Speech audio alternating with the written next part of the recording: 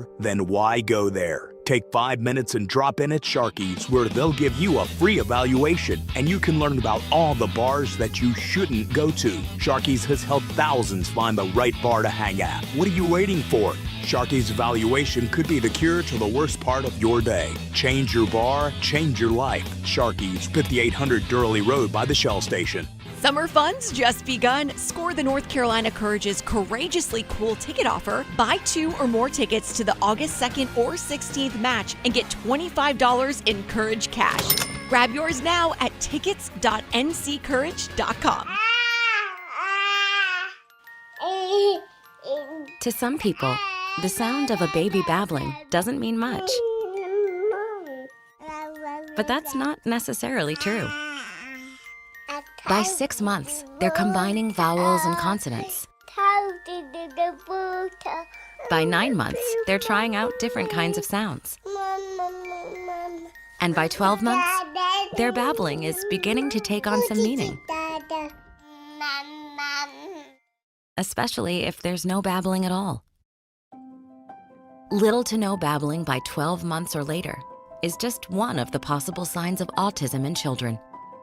Early screening and intervention can make a lifetime of difference and unlock a world of possibilities.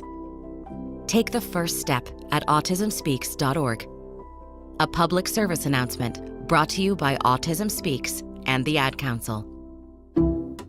Some people just know they could save hundreds on car insurance by checking Allstate first. Like to check the GPS directions first, before driving to the mall. Turn right at the light. In 1,000 miles, you will reach Montreal. Not Montreal, the mall. Recalculating. 6,000 miles to Nepal. No, the mall. Checking first is smart. Recalculating. So check Allstate first for a quote that could save you hundreds. You're in good hands with Allstate. Savings vary. Subject to terms, conditions, and availability. Allstate Fire and Casualty Insurance Company and affiliates, Northbrook, Illinois. I'm attorney Brian Ritchie. Big truck accidents can cause life-changing injuries, and life-changing injuries deserve life-changing money. I know big truck wrecks, and I know how to fight those big insurance companies. If you've been hurt by a big truck, contact us at ritchielaw.com. I'm on top of it. Broadcasting live from the Lenovo Studios. WCMC HD1 Holly Springs. 99.9 The Fan. The Triangle Sports Leader.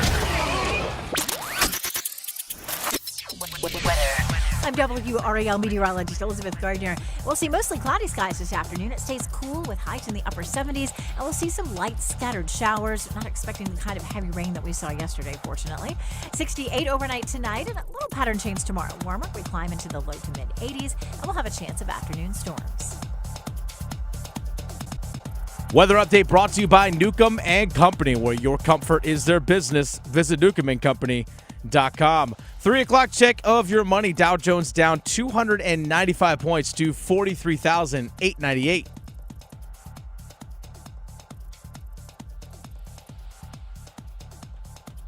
Bryce in the pocket, steps up, eludes the rush, throws, end zone, caught, Adam Thielen, touchdown! He'll toss it that way to Hampton, and he is in. Touchdown, Carolina. Bailey, shotgun, snap left hashes, QB keeper, dives forward, touchdown. Bailey is third of the night. Cooper faces up with 5 and 4, drives Davis, spins, waiting, fades away, and hits! Game over! Series over! Sebastian! The Drive with Tim Donnelly on 99.9 The Fan. The Drive with Tim Donnelly, 99.9 The Fan. On an NFL Thursday. Kind of. We don't have to say preseason. The Drive with Tim Donnelly, 99.9 The Fan. We are looking forward to today's show. I'm Tim Donnelly. Dennis Cox producing, as always. And also, as always, we start with some of the biggest stories hitting our area, the sports world specifically. Let's get to the big 3 at 3.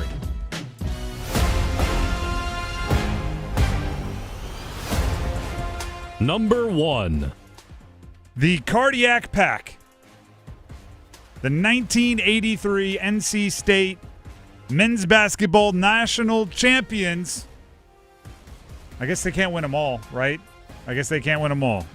Their lawsuit was thrown out by a North Carolina judge. If you don't know what they were suing, when you don't know what they were asking for, well, they wanted compensation for their name, image, and likeness for the basically all of the publicity their highlights have been used for and given to the NCAA. Which I kind of get why you would ask, right? If it's now like, hey, all these players, they deserve to get paid for their name, image, and likeness in college sports, and it's legal, they're going, well, wait a second. I've seen quite a few commercials that feature our game-winning plays, quite a few promotional materials, right? Things where they were literally bringing in dollars where it was just a highlight of something we did and we were never compensated for it. We would like that. Well, a North Carolina judge said no. I have part of it was Superior Court Judge Mark A. Davis, who did give a 44-page order. I will read the entire 44 pages for you. No, I'm kidding. But the 44-page order was released yesterday. I have one sentence here that I think is the best summation of it. Because their claims are untimely, barred by their failure to allege a violation of a legally enforceable right, and preempted by the Federal Copyright Act, dismissal of this action in its entirety is appropriate. The only thing I have an issue with there, and I don't understand at all, I don't pretend to be a lawyer, did not go to law school of any kind. I have watched a couple episodes of Suits, but that doesn't help me here. They're untimely, kind of untimely. I know that it happened back in 1983, but it's timely based on other things that are happening in sports. But other than that, I mean, I guess a legally enforceable right seems like something that would be important. I do think it's a little messed up. I'll just put it that way. Whether it's a lawsuit that is enforceable or not, it does seem kind of messed up that we have acknowledged as a sports watching and sports enforcing world that you shouldn't be allowed to just benefit off the players' hard work forever and ever without them having the ability to make any money off of it. And then we're going like, unless you did it a while ago, in which case, yes, we can continue to benefit off of all the work you put in without any compensation. I mean, if we see the missed shot / alley-oop to the dunk to win with Jimmy V running around looking for somebody to hug one more time, it'll be the 5 millionth time we've seen it. And we've only sought out 1 million of them, right? The other 4 million times it's just been I was watching a game and oh, there it is. Like I wasn't typing it into YouTube or anything. And it'll still be there. I almost think at some point you just have to say like, all right, if we use it from this point forward, you get paid. Sorry, we didn't know the rules leading up to now. But also then you don't want like history to forget it. You don't want to stop using the highlights. So it's a tough spot. Either way, they will not be getting compensated for it. That's number one on the Big Three at 3. Let's hit number 2 on the Big Three. Number 2. Number 2 is 3. Number 2 is, this is like a who's on first. Number 2 is 3 games tonight in the NFL. Preseason games. Kind of nice for a Thursday night. I normally don't like when the onesies get doubled up. When there's like a Thursday night or a Monday night doubleheader, I wouldn't be down for that because it's like, no, this is where I watch one game. But in the preseason, where games don't matter as much, there might only be 1 or 2 things I'm looking for in each game. And if you know the player I'm watching is already out or not going to play, or the offense is on the field and I'm looking for a defensive player, I'm willing to flip around on a Thursday in preseason. The games are Colts at Baltimore, Bengals at Philly, and Vegas at Seattle. I don't know if I got them all, okay, but I did skim through the depth charts for each team playing tonight, looking for players that played their college in this area, because this is where you can make up ground, right? Starters are starters. Okay, that's just they are who they are. They're paid enough. They have enough guaranteed money. They're not going anywhere. The preseason is just for getting in shape, getting in rhythm. But if you are somebody that's a fringe NFL player, or you're somebody that is a third stringer and you think you want to work your way into a bigger role, these are some of your opportunities.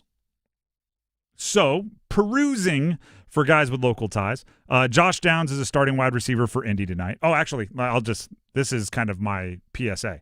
If you're looking just for local ties, Indy at Baltimore. That's the game you're going to watch, and you're not changing it. I counted 8 players for Indy at Baltimore that went to college at either Duke, State, UNC, or ECU. 8 of them. For reference, Cincinnati at Philly, I counted 1. Okay, so you're watching Indy at Baltimore if you just want to see local college guys trying to make a name for themselves. Josh Downs is starting a wide receiver for Indy. I don't know how much he'll play. Tez Walker, UNC, second-string wide receiver for Baltimore. He's somebody that I think if UNC didn't have to deal with the eligibility stuff, may have been a higher draft pick, thus may have been force-fed more opportunities. His career might be a little different. He can still get there, but he's got to perform in games like tonight. Daniel Jones, Duke quarterback, will be the second quarterback in the game for Indy, but he will start next preseason game, so he's in a quarterback battle. How he plays might decide if he starts or not. It's that kind of touch and go between he and Anthony Richardson. Aeneas Peoples didn't finish his career at Duke, but played at Duke for the majority of his career, finished at Virginia Tech. Second-string defensive tackle for Baltimore. Not Baltimore. Yes, Baltimore. Wow. Do you know what just happened in my brain real quick? I said Baltimore because it's Indianapolis at Baltimore, and for some reason I thought I was calling them the Baltimore Colts. I wasn't even alive when they were the Baltimore Colts. Neither was I. And that my brain went, oh, you went back to the Baltimore Colts. That was a weird little deja or like mind flash. Riley Leonard didn't finish at Duke either, but he did go to Duke for the majority of his career. Third-string quarterback for Indy. I'd expect we'll see him a bunch. I have to keep saying the same sentence. Devin Leary didn't finish his career at NC State, but spent a majority of his career at NC State. Third-string quarterback for Baltimore. Keaton Mitchell from ECU, running back, third-string running back for Baltimore. He's flashed exceptionally in his career, but has been hurt and is trying to work his way back into a role. But he is explosive when healthy. And then Kamen Rucker, trying to catch on in the league, is listed as a fourth-string edge for Baltimore. He's the kind of guy that might play a good amount of the second half and probably needs to make plays in order to get himself a roster spot. Not just like, oh, do your job, like probably go above and beyond to make a play or two, sack, forced fumble, something. Cincy at Philly, you can look for Duke wide receiver from last year, Jordan Moore. He's listed as a fourth stringer, so he'll have to make some plays. And then in the nightcap, starting at like 10 o'clock, I think it is, Vegas, Seattle, you have 3 old school NC State players. Old school meaning they're definite NFL veterans at this point. Jacoby Myers starting at wide receiver for the Raiders. Jermaine Pratt starting at linebacker for the Raiders. And Marquez Valdez-Scantling, who didn't finish his career at NC State but did give him 2 years before transferring, starting wide receiver as listed for Seattle. And those are the guys with local ties tonight in the NFL, trying to build their roles. Now let's get to number 3 in the Big 3 at 3. Number 3. The North Carolina Courage, the NC Courage, have terminated the contract of head coach Sean Nehas effective immediately. This one kind of came out of nowhere. Yeah, it was like 8 o'clock last night. They decided, hey, you know what? We're just going to make a coaching change. Yes, if that's the nuts and bolts of it. I don't know if it, because here's the thing. I'll actually read the statement first. This was posted at 7:45 p.m. The North Carolina Courage have terminated the contract of head coach Sean Nehas, effective immediately. The North Carolina Courage remain focused on the continued development of the team and maintaining a professional, competitive environment for players, staff, and supporters. End of statement. Now, here's what I know about this situation. Very little, okay? I was just talking with Adam Gold as he went in and out. We traded here in the studio, and he had tactical decisions that he thought Sean Nehas could have done better. This player needs to play more. This player wasn't getting the opportunities. I don't have that. I don't understand soccer at that level. But I do understand the business of sports, and I do follow media, and I can tell you that statement, when you make it, you're aware of how it looks, right? When you put that 2-sentence statement together, You're aware that most of the people reading it, your imagination or your expectations are going to go to, ooh, this feels like something happened. I don't know if anything happened. I don't know if there's anything discovered. I don't know. But I know that if this was a person that was trying their best, if this was a person that you felt was doing a great job or at least attempting to do a great job, and you just disagreed with some of their tactical decisions or the team wasn't responding enough, you probably throw in we thank them for their hard work. We wish them the best moving forward, right? The PR, you PR it up. Instead, the North Carolina Courage have terminated the contract of head coach Sean Nehas, effective immediately. The North Carolina Courage remain focused on the continued development of the team and maintaining a professional, competitive environment for players, staff, and supporters. Yeah, the timing's really weird because they just had a game on Saturday, and if you felt that after Saturday's 0-0 draw against San Diego, then you would have made that decision then, in my eyes. Not 2 days before you have a game on the road in Houston, after you just have practice. It's just, again, something doesn't seem right. And the coach, Nehas, was posting very obviously as if he had no clue this was even a possibility yesterday. Sure. You know, like pictures after practice and wishing people, players on the team, happy birthday.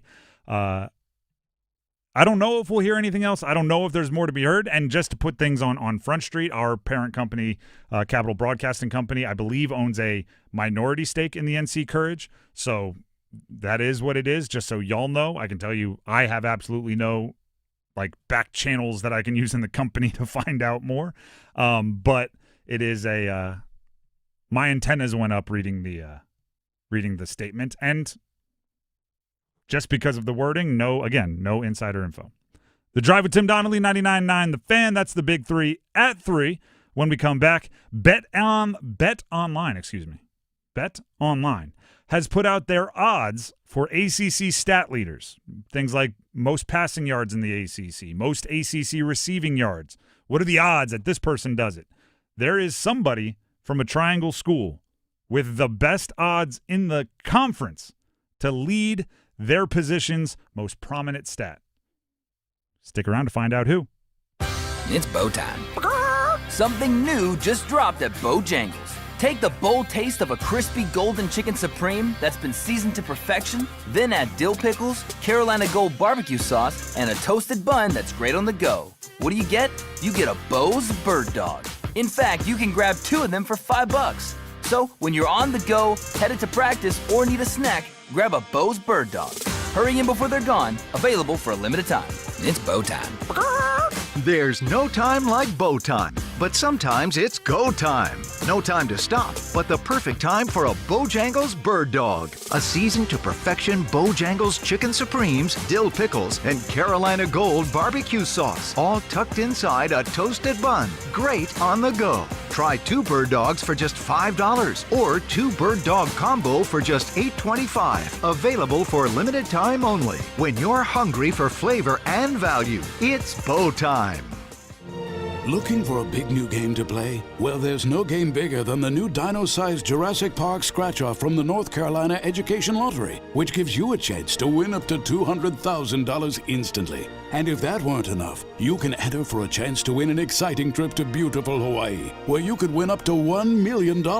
Welcome to Jurassic Park. Adventure awaits. Must be 18 to play. Approximate overall odds of winning are 1 in 4.28. Problem gambling helpline 877-718-5543. Ready to order? Yes. We're earning unlimited 3% cash back on dining and entertainment with a Capital One Saver card. So let's just get one of everything. Everything? Fire everything. The Capital One Saver card is at table 27 and they're earning unlimited 3% cash back. Yes, Chef!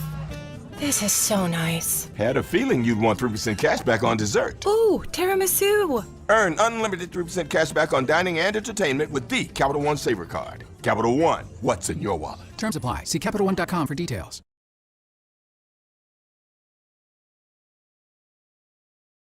Movement on that offensive line this week because of the injuries. If there's some growing pains going on, Lopez is going to take a shot to the end zone, lofts one to the corner, and the ball is caught. Is he in the end zone? Yes, touchdown, Jeremiah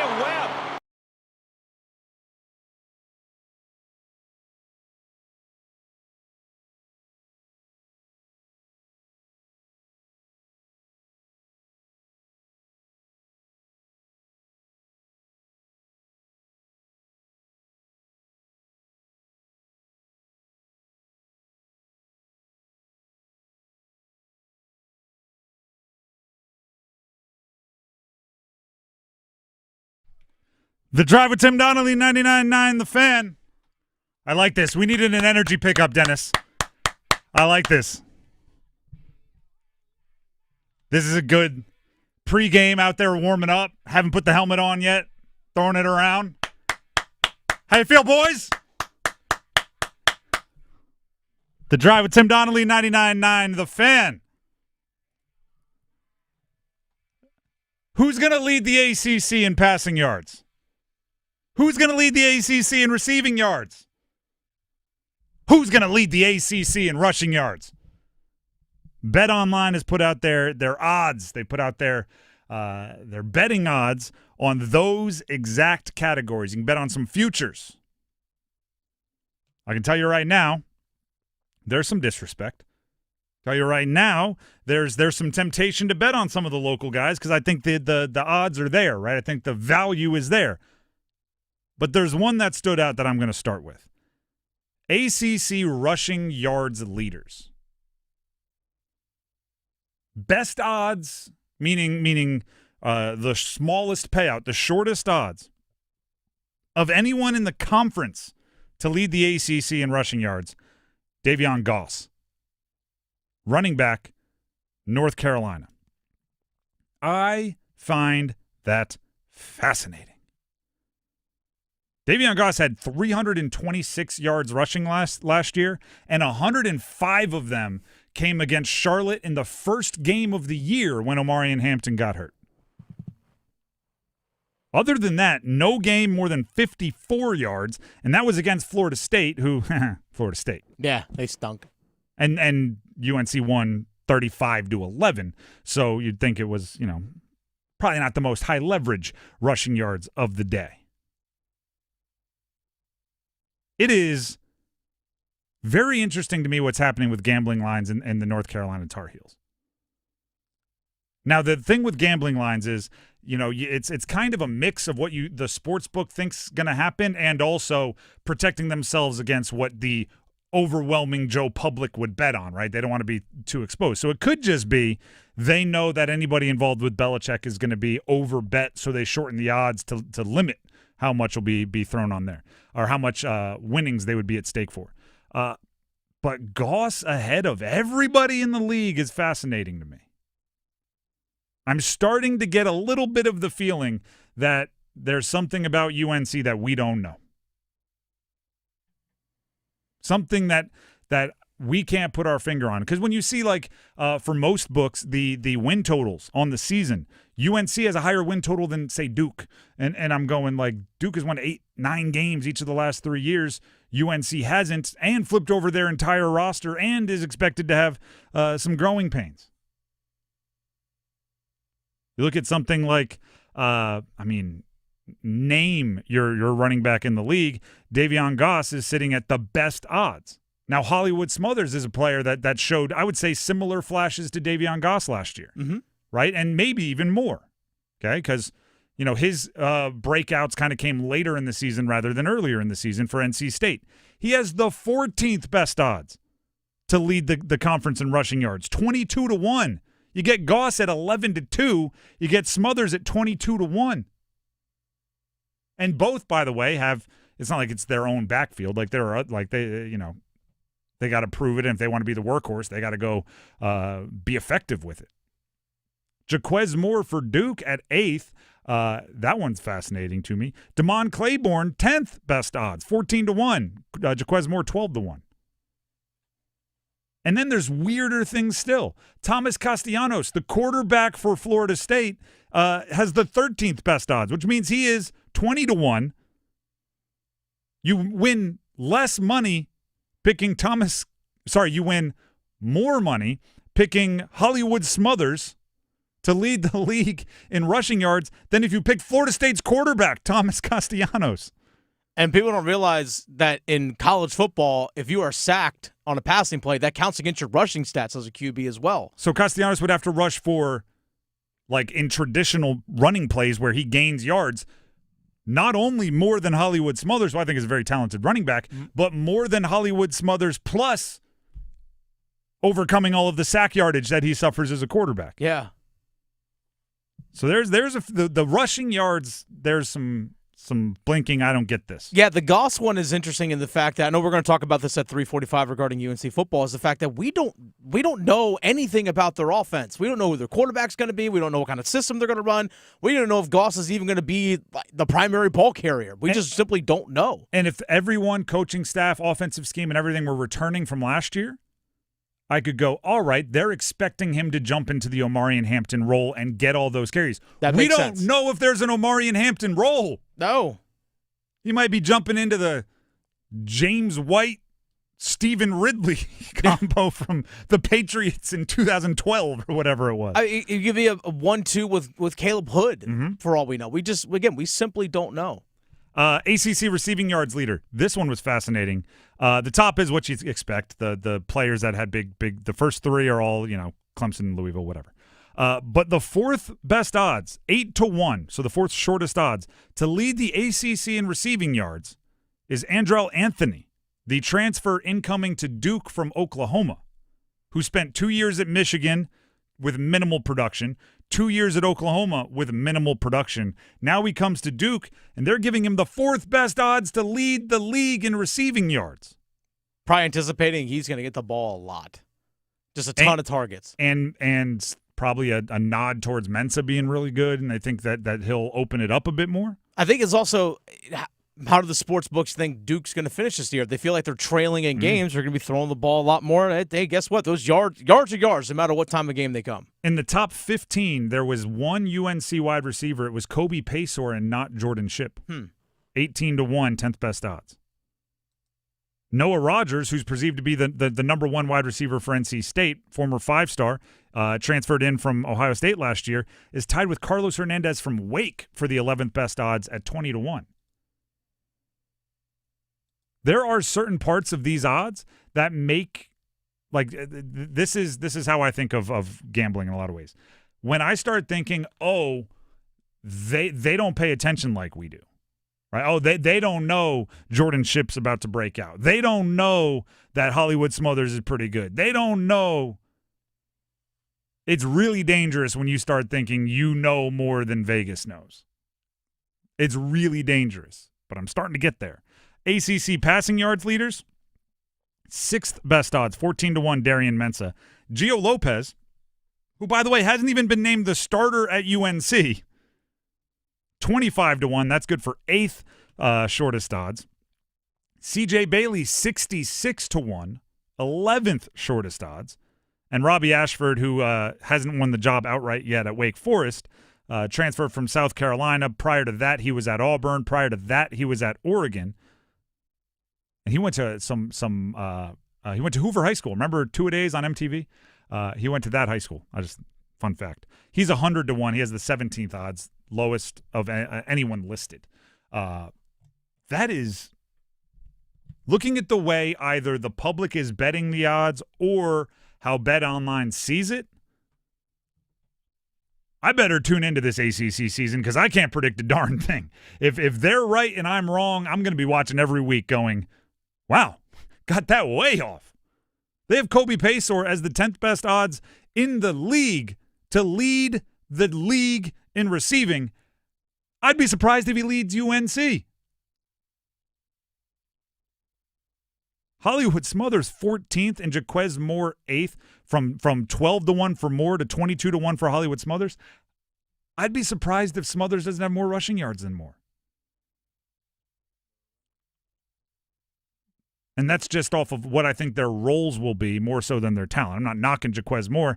I think he's going to be catching passes, and I think he's going to be used more sparingly for big plays. There's a chance Hollywood Smothers and Duke Scott are the drivers of that offense for NC State. Wild. The Drive with Tim Donnelly, 99.9 The Fan. If you can explain it to me, I'd love to hear it. You can hit me up on Twitter at Donnelly Sports. The Drive with Tim Donnelly, 99.9 The Fan. It is time for me to tell you all about Gordon Miller and Miller Lending. Tim Donnelly here for Miller Lending. You want to talk about things that I look at and I go, I think I got it. I think I can predict this. And I absolutely cannot. How about interest rates? You ever watch the line graph? It's going up, down, up, down, up, down. You're like, all right, it's going to go up. Buy now. Lock in my mortgage now. and you buy, and what happens? It just keeps going down and down and down because we can't predict mortgage rates. So what we can do is protect ourselves and give us the most flexibility to take advantage of a up and down or volatile market in the future. The way you do that is call up Gordon Miller, call up Miller Lending, and ask them for a no-cost loan. That way, you can try to time it if you want. Oh, rates are lower than they've been the last 6 months. Let's lock it in now. But you can do so with the peace of mind, knowing that if they keep going down a month, 2 months, 6 months, a year, you can continue to refinance and get a lower monthly payment with no costs and fees. That's the beauty of the no closing cost loan. Not only on your initial mortgage is there no closing costs, no fees, no third-party fees, no extra surcharges, but there's also no costs, no closing costs, no fees, no surcharges on your refinances. So you can do it as many times as you need to as long as those rates keep going down. And if they go up, obviously you're good as well because you locked it in when you got your original mortgage, and the rising rates don't change your monthly payment. The number to call for more information is 919-447-3377. That's 919-447-3377. Or you can visit them online at millerlending.com. Once again, that is millerlending.com. Miller Lending is an equal housing lender, and MLS number 250-2146. We have the Dean's List coming up next. What awesome thing in the NFL could be coming to college? Find out next. So, you found the one and want to get married? Next step, you need the ring. And not just any ring. The perfect engagement sparkle that exemplifies your love. Bailey's Fine Jewelry is here to help. Our diamond experts, wide selection of high-quality diamonds, and financing make saying I do easy. We guarantee you'll love the ring or your money back. You're invited to see why Bailey's has been voted best place to buy your diamonds. Visit us today in-store or at baileybox.com to find out more. When you bundle renters and auto with Progressive, you can save while protecting your most valuable possessions. Like your really expensive limited edition sneakers and your new suit for your cousin's wedding. Except you never actually bought the suit because you can't stop buying sneakers. So you show up to the wedding looking like you're going grocery shopping. But hey, at least your sneakers will look good in the pictures. Until you're cropped out of every last one of them. So go ahead and get Progressive so you can save while protecting the things that matter to you. Progressive Casualty Insurance Company and affiliates and other insurers. Not available in all states or situations.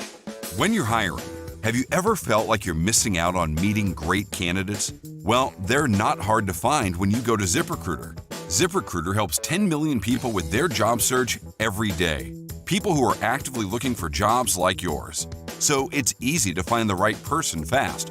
4 out of 5 employers who post on ZipRecruiter get a quality candidate within the first day. Try ZipRecruiter for free at ZipRecruiter.com/free. That's ZipRecruiter.com/free.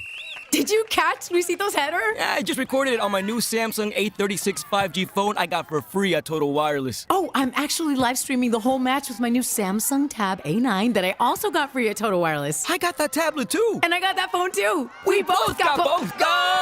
Switch to Total Wireless and get both the Samsung A36 5G and the Samsung Tab A9 for free. For a limited time while supplies last, valid in store. Requires new phone activation on the Total 5G Unlimited plan or higher external port and ID verification and new activation on the Total 5G Unlimited 6-month tablet plan. Restrictions apply.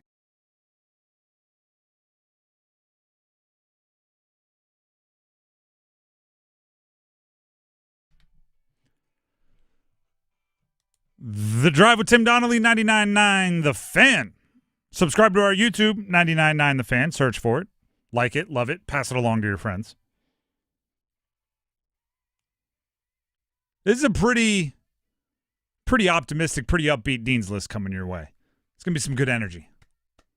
Gotta push through a Thursday practice, you know what I mean?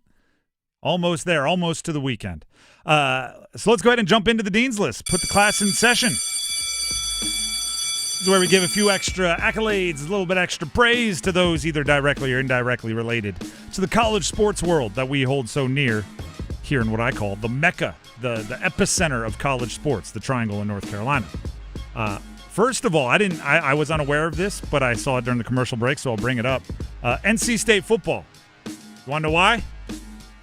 First day of full pads. First day of full. Let's get them popping, huh? Get those shoulder pads popping, mouthpiece in, strap up. It's a good day, first day of pads.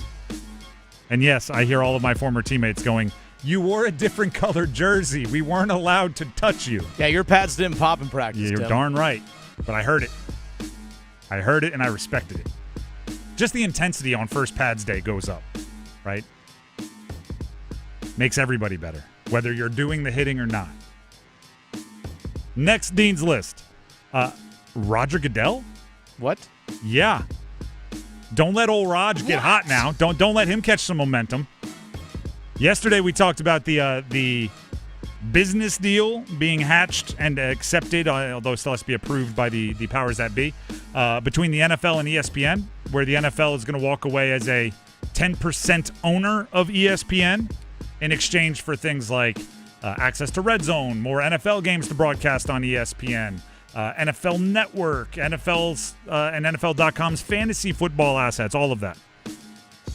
Raj, as we so affectionately call him, Mr. Goodell,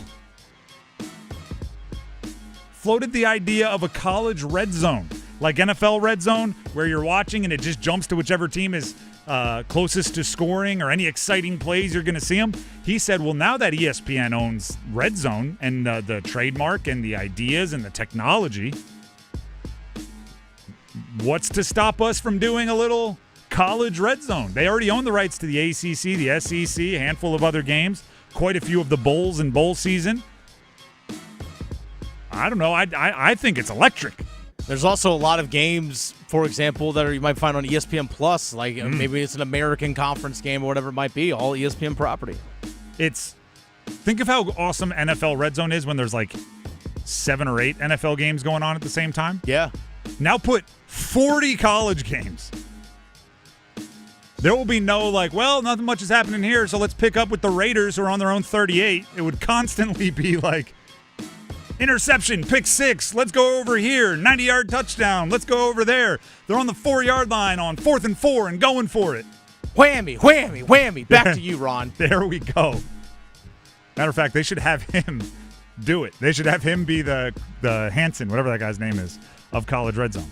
By the way, bold prediction. This is just a side note, but it's in my notes, and I feel like some of you might think it's interesting.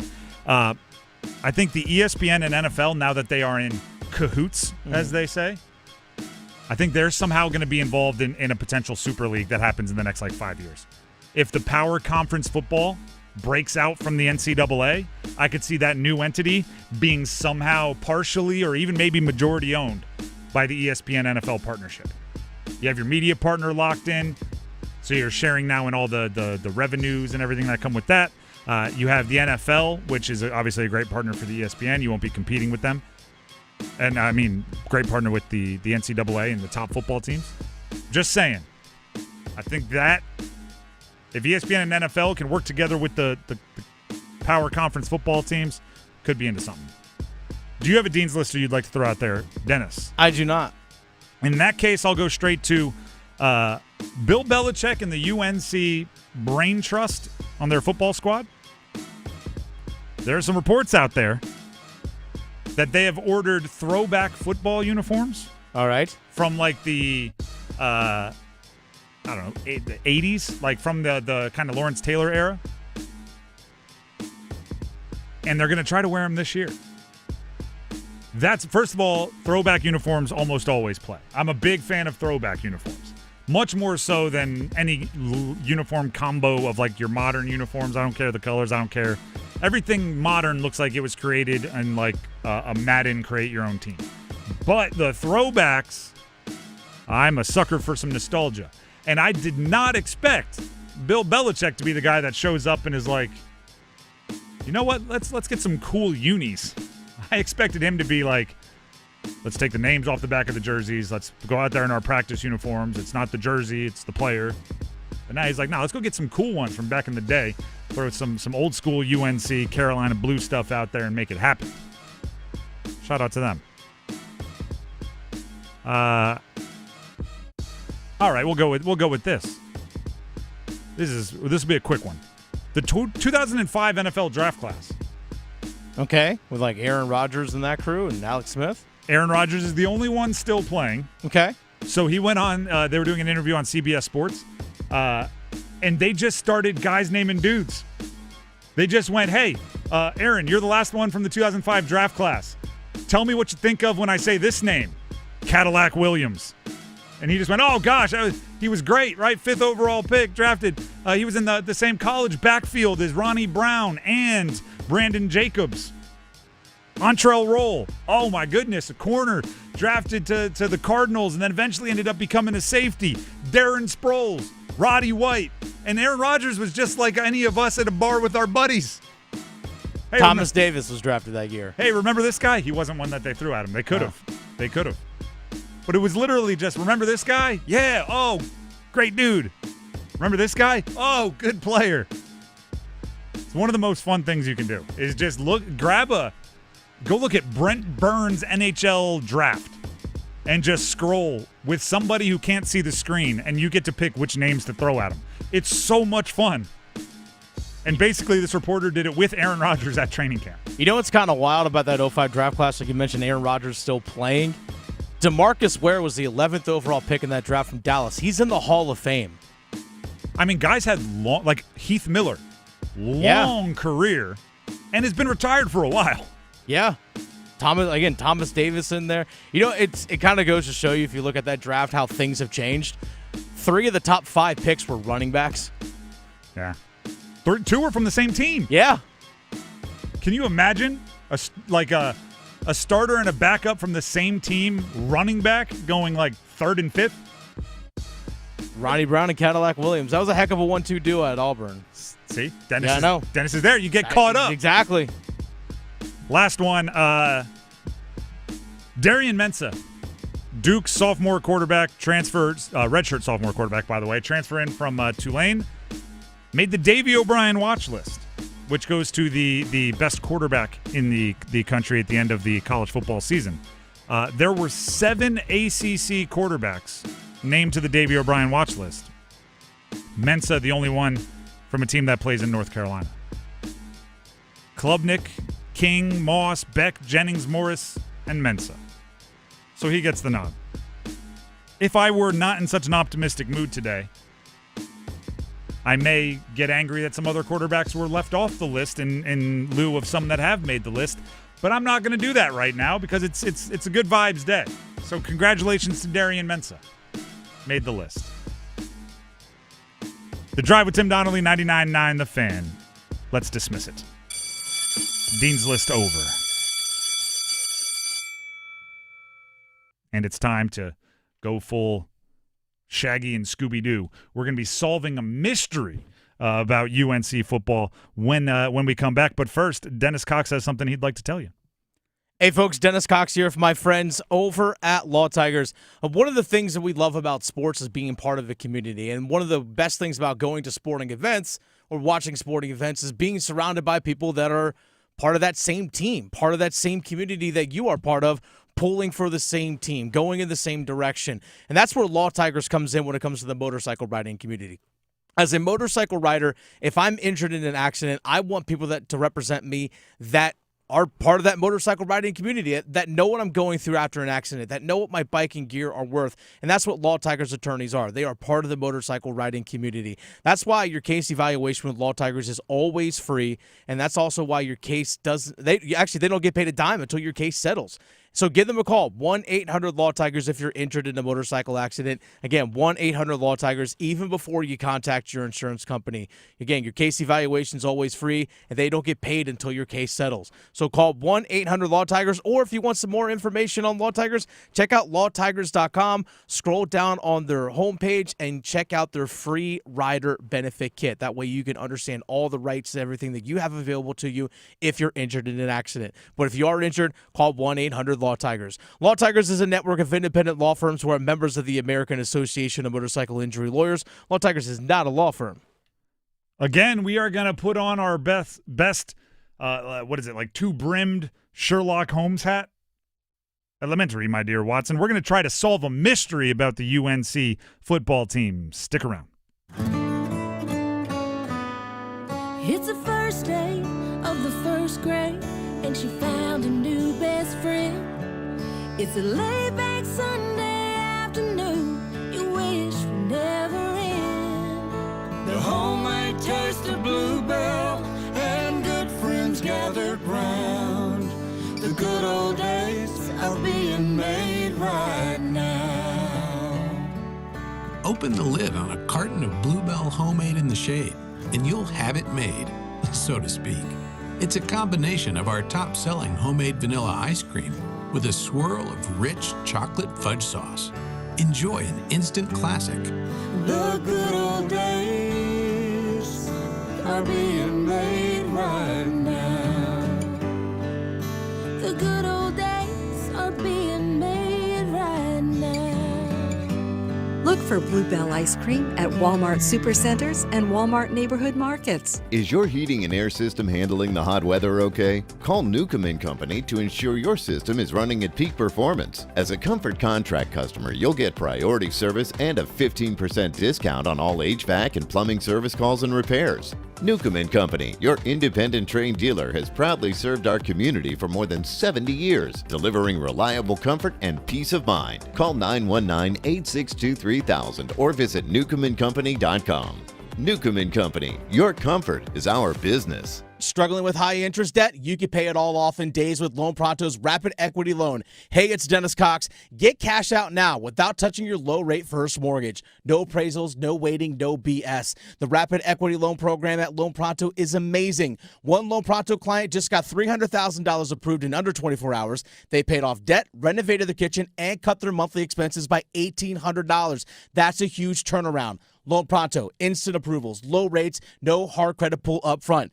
Listen, your home equity is yours. Use it. Get cash to consolidate your debt down to one easy low monthly payment. Call Loan Pronto now for a free instant appraisal for your home and see how much cash you can get today. Loan Pronto is A+ rated by the BBB and have nearly 2,500 five-star Google reviews. Their service is off the charts. Call now to start the conversation. 919-381-1760, loanpronto.com. 919-381-1760. Get debt relief now. Loanpronto.com. Equal housing lender. NMLS 1661781 on approved credit. NMLSconsumeraccess.org.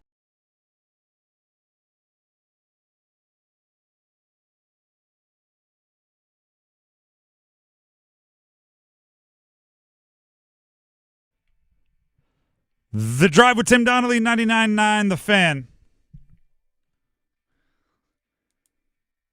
It's back, everybody.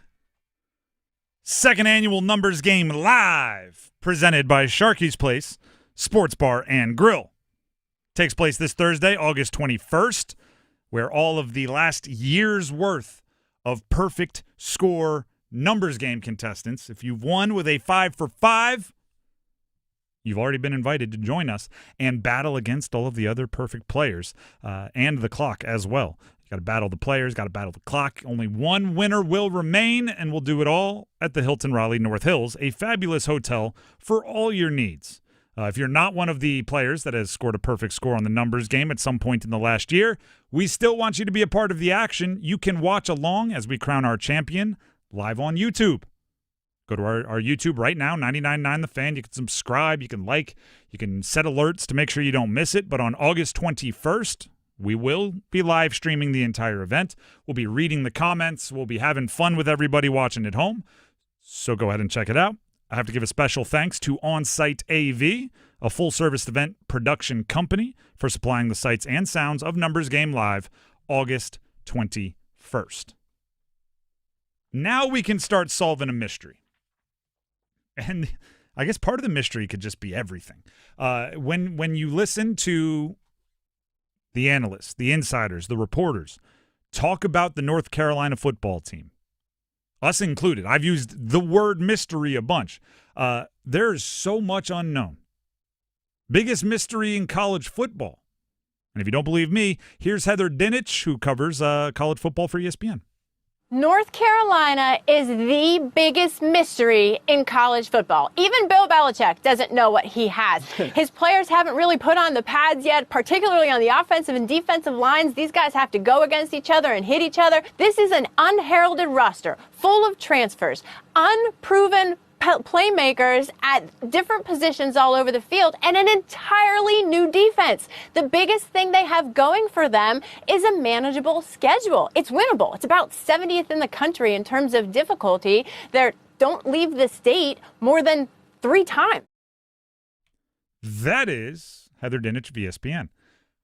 So just to, this is a window into my brain. I don't know if you want to look in too much. But when there starts to be a groupthink, when everyone's saying the same things, I get nervous. Okay, so I've been saying they're a mystery, they're a mystery, they're a mystery. And now all the reporters are saying they're a mystery, they're a mystery, they're a mystery. So my brain goes to, let's go to the exact opposite and see if we can figure it out. What do we know? Hard and fast. What do we know about UNC football this year? We don't even know who's going to start at quarterback, even though we think we know. It's not hard and fast. It's not locked in, right? They haven't announced a starter. So what do we know? Think we can come up with 3 things? Just 3 things that we can start on. That's our foundation we can build everything off of. 3 things that we might know about UNC. I'm going to start with a very simple one. I think the defense is going to be solid. I think we know the defense will be solid. Just because there's new players, just because there's a lot of transfers, you got to give respect where respect is due. It's still a Belichick defense. It's still a Belichick defense. Actually, it's a triple Belichick defense. Brian Belichick's the secondaries coach. Steve Belichick's the defensive coordinator. Bill Belichick's the head coach. If you put that many Belichicks together, the defense will be solid. I'm not saying it's going to be best in the league. I'm not saying they're going to give up 10 points a game. But I am saying they're not going to be a pushover. Their scheme will be solid. Their defense will keep them in games if they need to at times. And I don't think it's unfair to go, hey, it's a mystery who's going to be playing where. It's a mystery which, player will be the star. But it's still, you give them a month, that defense will be good. Another thing I think we know.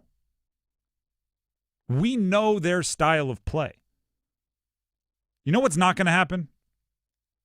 They're not the UNC Tar Heels with Bill Belichick coaching and a bunch of new guys on offense are not going to go out there and be the Mike Leach air raid, right? They're not going to go out there and be Bailey Zappi at Western Kentucky.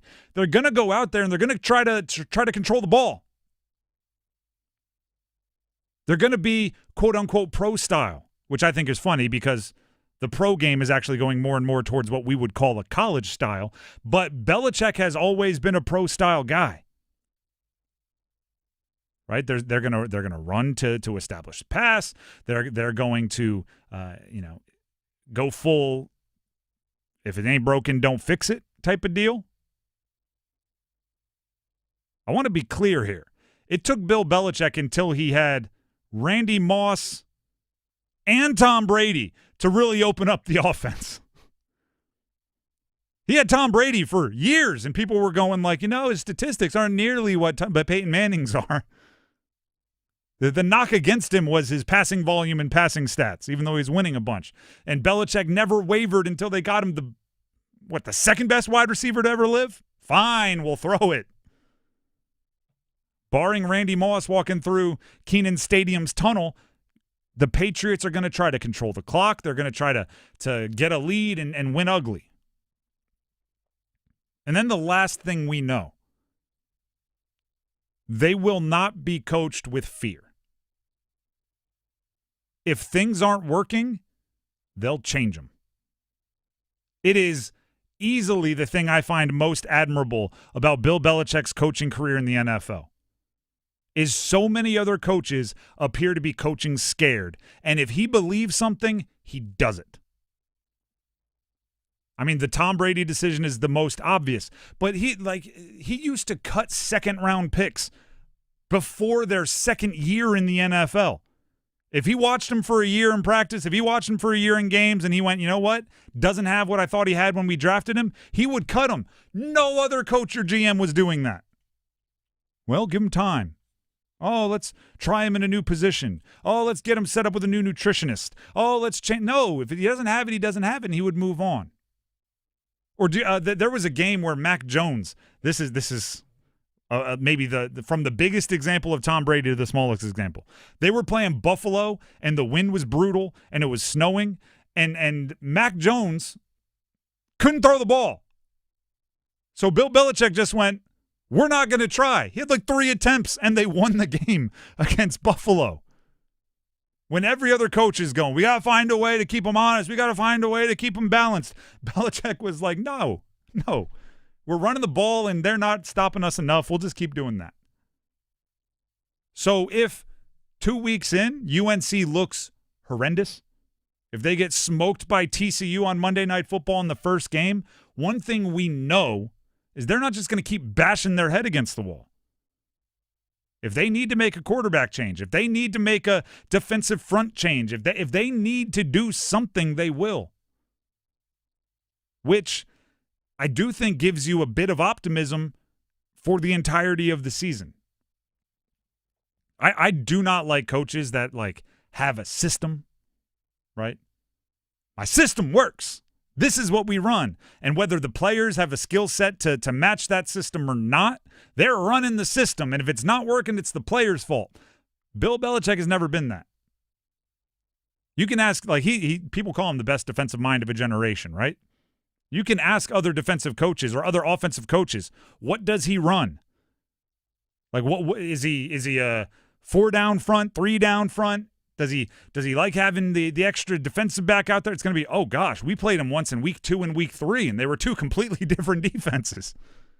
He's multiple, he's adjustable, he's flexible. So we don't know much, I would say, about their roster. We don't know much about their talent level. I do think there's certain things we know about UNC football. More importantly, certain things we know that the guy running the show values. So those are going to be the building blocks that he tries to build upon, so we can also kind of build our image of UNC around those things as well. Now, we don't know who's going to be quarterback. If it's Gio Lopez, I would expect a little bit more running from the quarterback position. And if Gio Lopez has, a great first month, maybe they do open up the offense a little bit. We don't know how that's going to develop. If it's Max Johnson, I would expect more max protection. No pun intended, but I would expect a guy coming off that injury with his mobility beforehand, not even being the craziest. You would expect to keep your running back in protection more, an extra tight end on the field, and give him as much time as possible. And if he has a great first month, maybe then they start opening it up. What do you know about UNC, Dennis? Anything else that I'm missing that is known? I think we just understand that schematically. I think we understand that, at least defensively, that they're going to have a pretty good defense, at least in terms of scheme. They'll be sound. Now, in terms of personnel, we just simply don't know. I mean, that's really it. We know that these guys they know football, obviously. They don't have the success without obviously being great at what they do. But the question is, can these young guys understand it? How quickly can they pick it up? I agree. Because you got to look at it as you're throwing college freshmen into graduate level stuff right away. It's like, well, wait a second, I haven't finished my undergrad yet. or at least college juniors. A lot of transfers on that team. I don't know how many freshmen they'll be depending on, but they're young. They're not NFL 7-year vets. Exactly. Yeah, I'm with you on that. The Drive with Tim Donnelly, 99.9 The Fan. We have football at 4 coming up next, and an update on the relationship between Dave Canales and Bryce Young. You'll hear it from Dave Canales himself. We have the audio. Stick around. And we're back talking all things connectivity with Spectrum customers Kev and Melissa. So tell us, how long have you been with Spectrum, and how important is a reliable internet connection? We've been Spectrum customers since we moved 12 years ago. The first thing we did is sign up for Spectrum Internet. You get a lease, you get Wi-Fi. Yes, immediately. We need that. We had Spectrum Wi-Fi before our couch got here. That's true. That's a true story. I'll sleep on the floor, but I won't go to bed with no internet. You heard it here. Switch to Spectrum now. Lanny went to college and racked up huge debt. A little bit over $100,000. For a degree he couldn't use, now what? I had a friend that went to my computer career. They even helped him get hired immediately after graduation. one of the things I love about IT is that you can work from anywhere you want. You could become an IT pro in just months, including cybersecurity and the basics of AI with zero experience at mycomputercareer.edu. My Computer Career, an elite CompTIA certification partner. It worked for me, and I know it can work for you. This is one student's experience. Individual results vary. Did you hear? A recent stash of $10 gold Liberty coins from the 1800s has been found. These gorgeous gold coins are as bright and shiny as the day they were struck in the late 1800s, and less than 200 of these gold coins are available. Coin experts are calling this gold find an incredible opportunity. Call 1-800-917-4635, and you are guaranteed a $10 gold Liberty coin minted by the U.S. Mint in the 1800s. But with extremely limited availability, you must call now. These gold Liberty coins from the 1800s are still in uncirculated condition. That is history you can hold in your hand. To learn more, call 1-800-917-4635. Call now and you'll receive a free American Coin Collector's Bonus Package, a $40 value, free with every order. Call 1-800-917-4635 now to secure your $10 gold Liberty coins dated from the 1800s before they sell out. That's 1-800-917-4635. This hour of the Triangle Sports Leader is powered by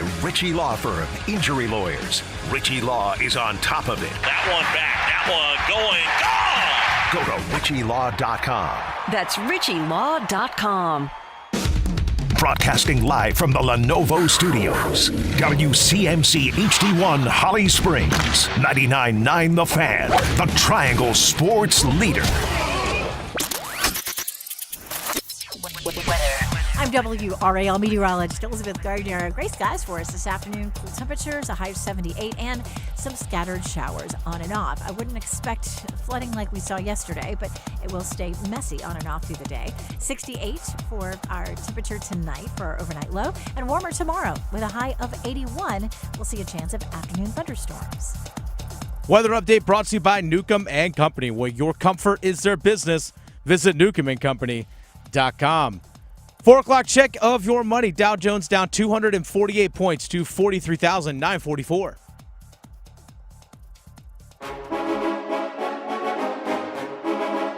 Let's move the chains.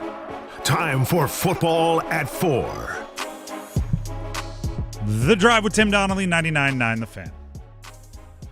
I've brought this up a few times over the offseason, but I think I and most have forgotten about it. There's a lot of good vibes out there at Carolina Panthers camp. You know, highlights being made.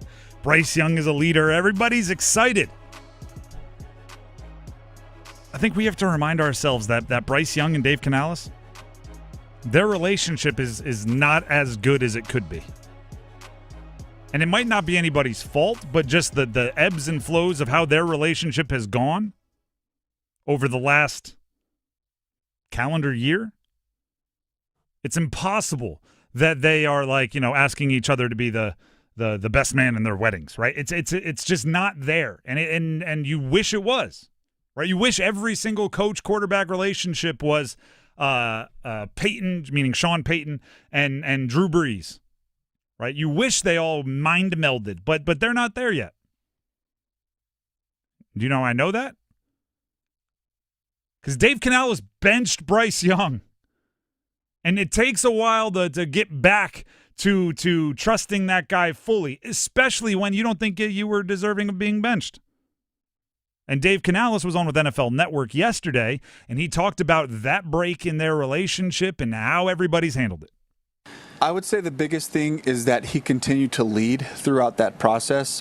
I think that he earned a lot of respect from his teammates, from me, that regardless of the situation, he didn't agree with me on the decision not to play him, but he worked and he kept leading, and he was showing me, this is my team, and he was showing his teammates, you're my guys, and he would stay in front and he would touch them and talk to them, and then came back in, and then we started to grow together, and then building into that in the off season, the leadership continued, and so I think that was probably the most impressive part to me was, that's a real challenge. And we've seen different situations, different scenarios on teams where, that top pick, is struggling and then can kind of get isolated from their teammates or doesn't feel like, and he just stepped right up and stayed right in it.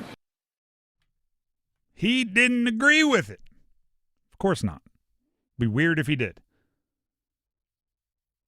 I can't help. I'm going to relate this back to a different conversation that we've had on this show recently.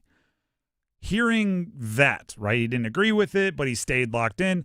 Again, Bryce Young is batting 100% or batting 1,000 at everything other than the few games or the 2/3 of his games on the field that he struggled with. Of course, he handled the benching professionally and stayed locked in. He really hasn't missed with any of his conduct or attitude or anything, not since he's entered the public sphere.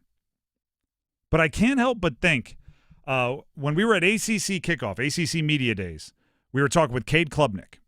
Okay, Cade Klubnik is the quarterback at Clemson. Some would say a projected top pick in the NFL draft, ACC preseason player of the year, 2-time ACC championship game MVP, on and on.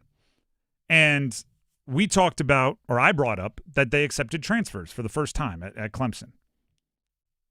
2 of them, 3 of them, whatever it was. And he kind of went into the idea behind Clemson not taking transfers or taking very few. And he got talking and he got on a roll. And you can go find this. The interview is up on YouTube.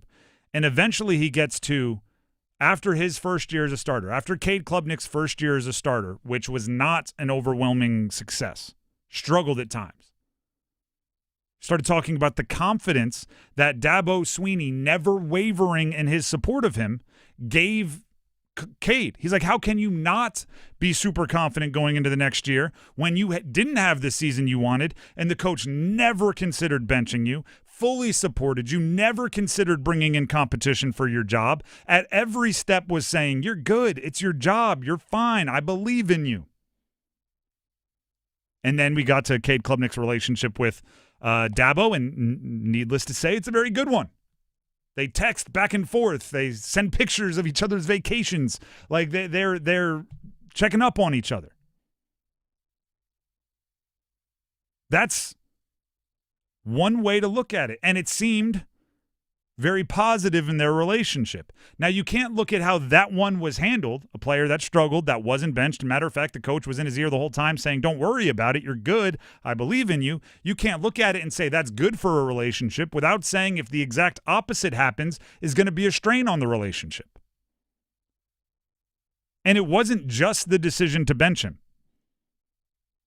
Bryce Young, after 2 games, wasn't playing well. If he gets benched there, and then when Andy Dalton takes over and then gets hurt, Bryce goes back in, starts playing well, if the coach then is fully embracing him, going, oh my goodness, that was great, right? Obviously the reset worked. Now I am fully a believer. That's one thing. But you may not remember this because it's all been washed up in how good the last 3 games of the year were. Dave Canales was doing everything in his power to not name Bryce Young the starter for the next week in the post-game press conference every week. We're going to take in all the information. It was like, you just won. He played well. Is he the starter next week? Whoa. Let's not get crazy. Let's not get hasty. We're going to watch the film. We're going to take in all the information. We're going to get together, and then we'll make a decision. That alone would put a strain on a relationship with a quarterback. Because the quarterback's going, I'm playing well. I wrapped my brain around you benching me when I wasn't playing well. But I'm playing well now, and you're still not all in? Whether that's fair or not, that is going to put a strain on the decision-maker/player relationship. It's why, if you go talk to really anyone that's played probably college or above, I would say, I don't know if other sports have it. Anywhere there's like a position coach or an assistant coach assigned to a group of players, so often the position coach has a much, much better personal relationship with the player than like the coordinator or the head coach, because it's perceived as if all the tough decisions are made by the coordinator or the head coach, and the position coach is just there trying to work with you day to day to improve. Right? So for Bryce Young, like Dave Canales was the decision maker. He runs the offense. He's the head coach. You know, I don't think he was blaming, Dan Morgan or David Tepper, saying like, this is out of my hands, right? I still love you, kid, but I got to do this because I'm being told. It didn't seem like that. Dave owned everything, which is honorable on his part, right? Didn't scapegoat anyone else, but that means, right, the lack of trust goes right back to you. So now they're entering into this year, and I think it's interesting even that Dave Canales is talking about it. Because I'll tell you how most like big old macho locker rooms handle disagreements or lack of trust. I mean, unless it boils to like a physical fight or something, you're just ignoring it. You're just walking in, hey, how's it going? Right? You don't talk about your feelings. I was really hurt by what you did there. Or, I didn't agree with your decisions, and I'm still not fully on board with how you handled it. And no, like you just day by day ignore it until eventually you stop thinking about it. But Dave Canales acknowledging, like, no, you know what? He didn't agree with me, and we're still working on getting back to where we were before that, or we're still working on getting to the best place we can be. It's very modern coaching. I can't see, Bill Parcells ever doing that. Like, oh, me and my quarterback have to work on our relationship after I benched him when he was playing bad last year. Doesn't seem like something Bill Parcells would even, or name your coach from that era, would even have go through their brain. But that's where the Panthers are. And it is one of the most important relationships on the team, right? It's in what I call the four horsemen of the franchise. Quarterback, coach, GM, owner have to be on the same page. And do you know when the ultimate test will come? When they struggle. Right? Preseason, the stakes are low, right? Everybody's happy. Everybody's optimistic. Everybody thinks, they're going to be great. There's very little kind of adversity and stress right now. What happens when they lose 2 games in a row and Bryce misses a couple throws? That's when you have to be paying attention to how it goes. Does Dave Canales trust Bryce? Does Bryce trust Dave Canales?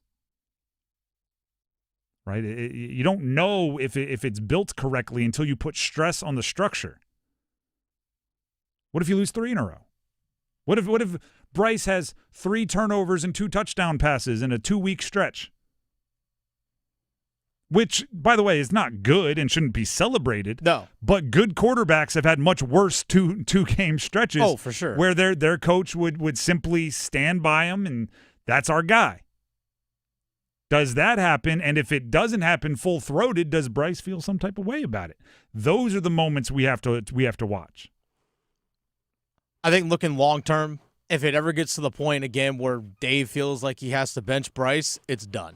I would 100% agree with that. It's done. Like you can only you get one chance to come back. I 100% one chance agree to with come that. back. And I think he would get probably one more chance elsewhere to be like a high-level backup. But then, if it looks like it did at the beginning of last year, who cares if he trusts Dave Canales or not? Because he's going to be riding pine.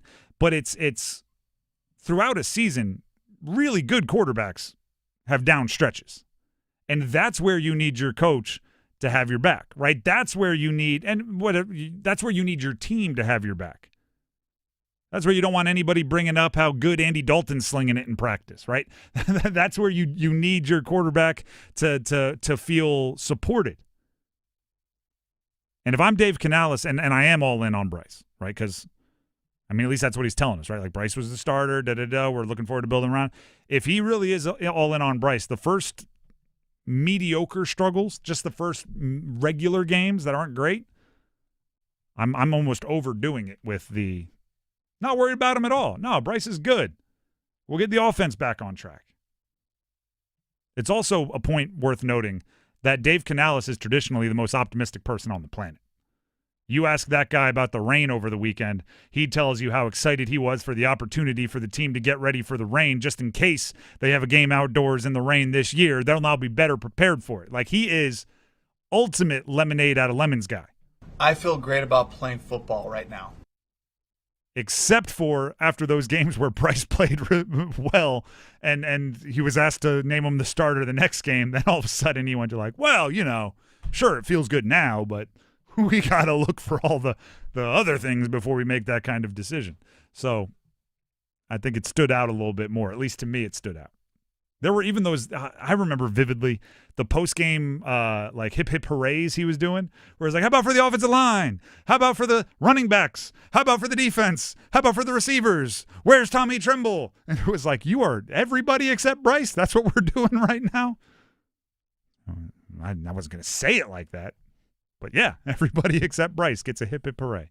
The Drive with Tim Donnelly, 99.9 The Fan. I'd give him the first hip hip hooray if they win game 1. Beat the Jacksonville Jaguars? How about it for Bryce? Just so everybody knows. The Drive with Tim Donnelly, 99.9 The Fan. Dennis, did you win the ladder challenge last night? I did. Hip hip hooray for Dennis and for me. Ladder challenge coming up next. Move your sports day forward. A public service announcement on the dangers of hopium. Yes, hopium, a powerful substance before a season starts. Every NFL fan gets a taste, especially with the Carolina Panthers, where it seems continuity has created a side effect: the use of the word playoffs. One piece of advice: until they lead the division, just say no. Get set up. Join Next Up with Paul Ihander. Mornings at 9 on 99.9 The Fan, the Triangle Sports Leader. It's game night in Cary. North Carolina FC takes on the Tampa Bay Rowdies on Saturday, August 9th at First Horizon Stadium at 7:30 p.m. Grab your tickets now at tickets.northcarolinafc.com. Don't miss a moment of the action. Stay cool, stay fierce. Do Crohn's disease or ulcerative colitis symptoms keep coming back?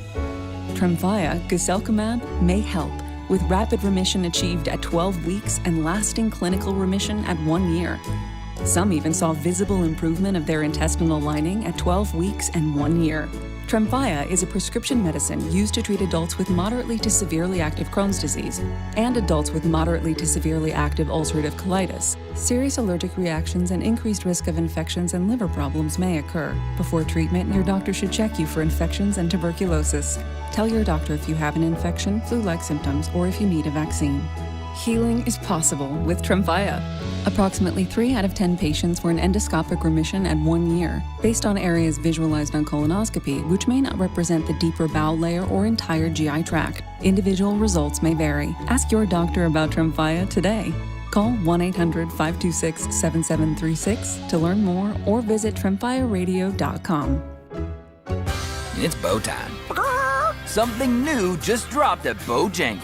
Take the bold taste of a crispy golden chicken supreme that's been seasoned to perfection, then add dill pickles, Carolina Gold barbecue sauce, and a toasted bun that's great on the go. What do? You get a Bo's Bird Dog. In fact, you can grab 2 of them for $5. So when you're on the go, headed to practice, or need a snack, grab a Bo's Bird Dog. Hurry in before they're gone, available for a limited time. It's bow time. There's no time like bow time, but sometimes it's go time. No time to stop, but the perfect time for a Bojangles Bird Dog. A seasoned to perfection Bojangles Chicken Supremes, dill pickles, and Carolina Gold barbecue sauce, all tucked inside a toasted bun. Great on the go. Try 2 bird dogs for just $5 or 2 bird dog combo for just $8.25. Available for limited time only. When you're hungry for flavor and value, it's bow time.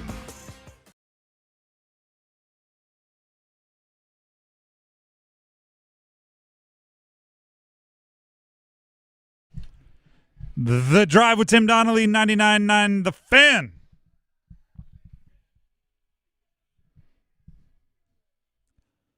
Omari and Hampton, former UNC running back's job may have just gotten a little bit tougher. Projected to be one of the main ball carriers, if not the main ball carrier, in the Chargers offense this year.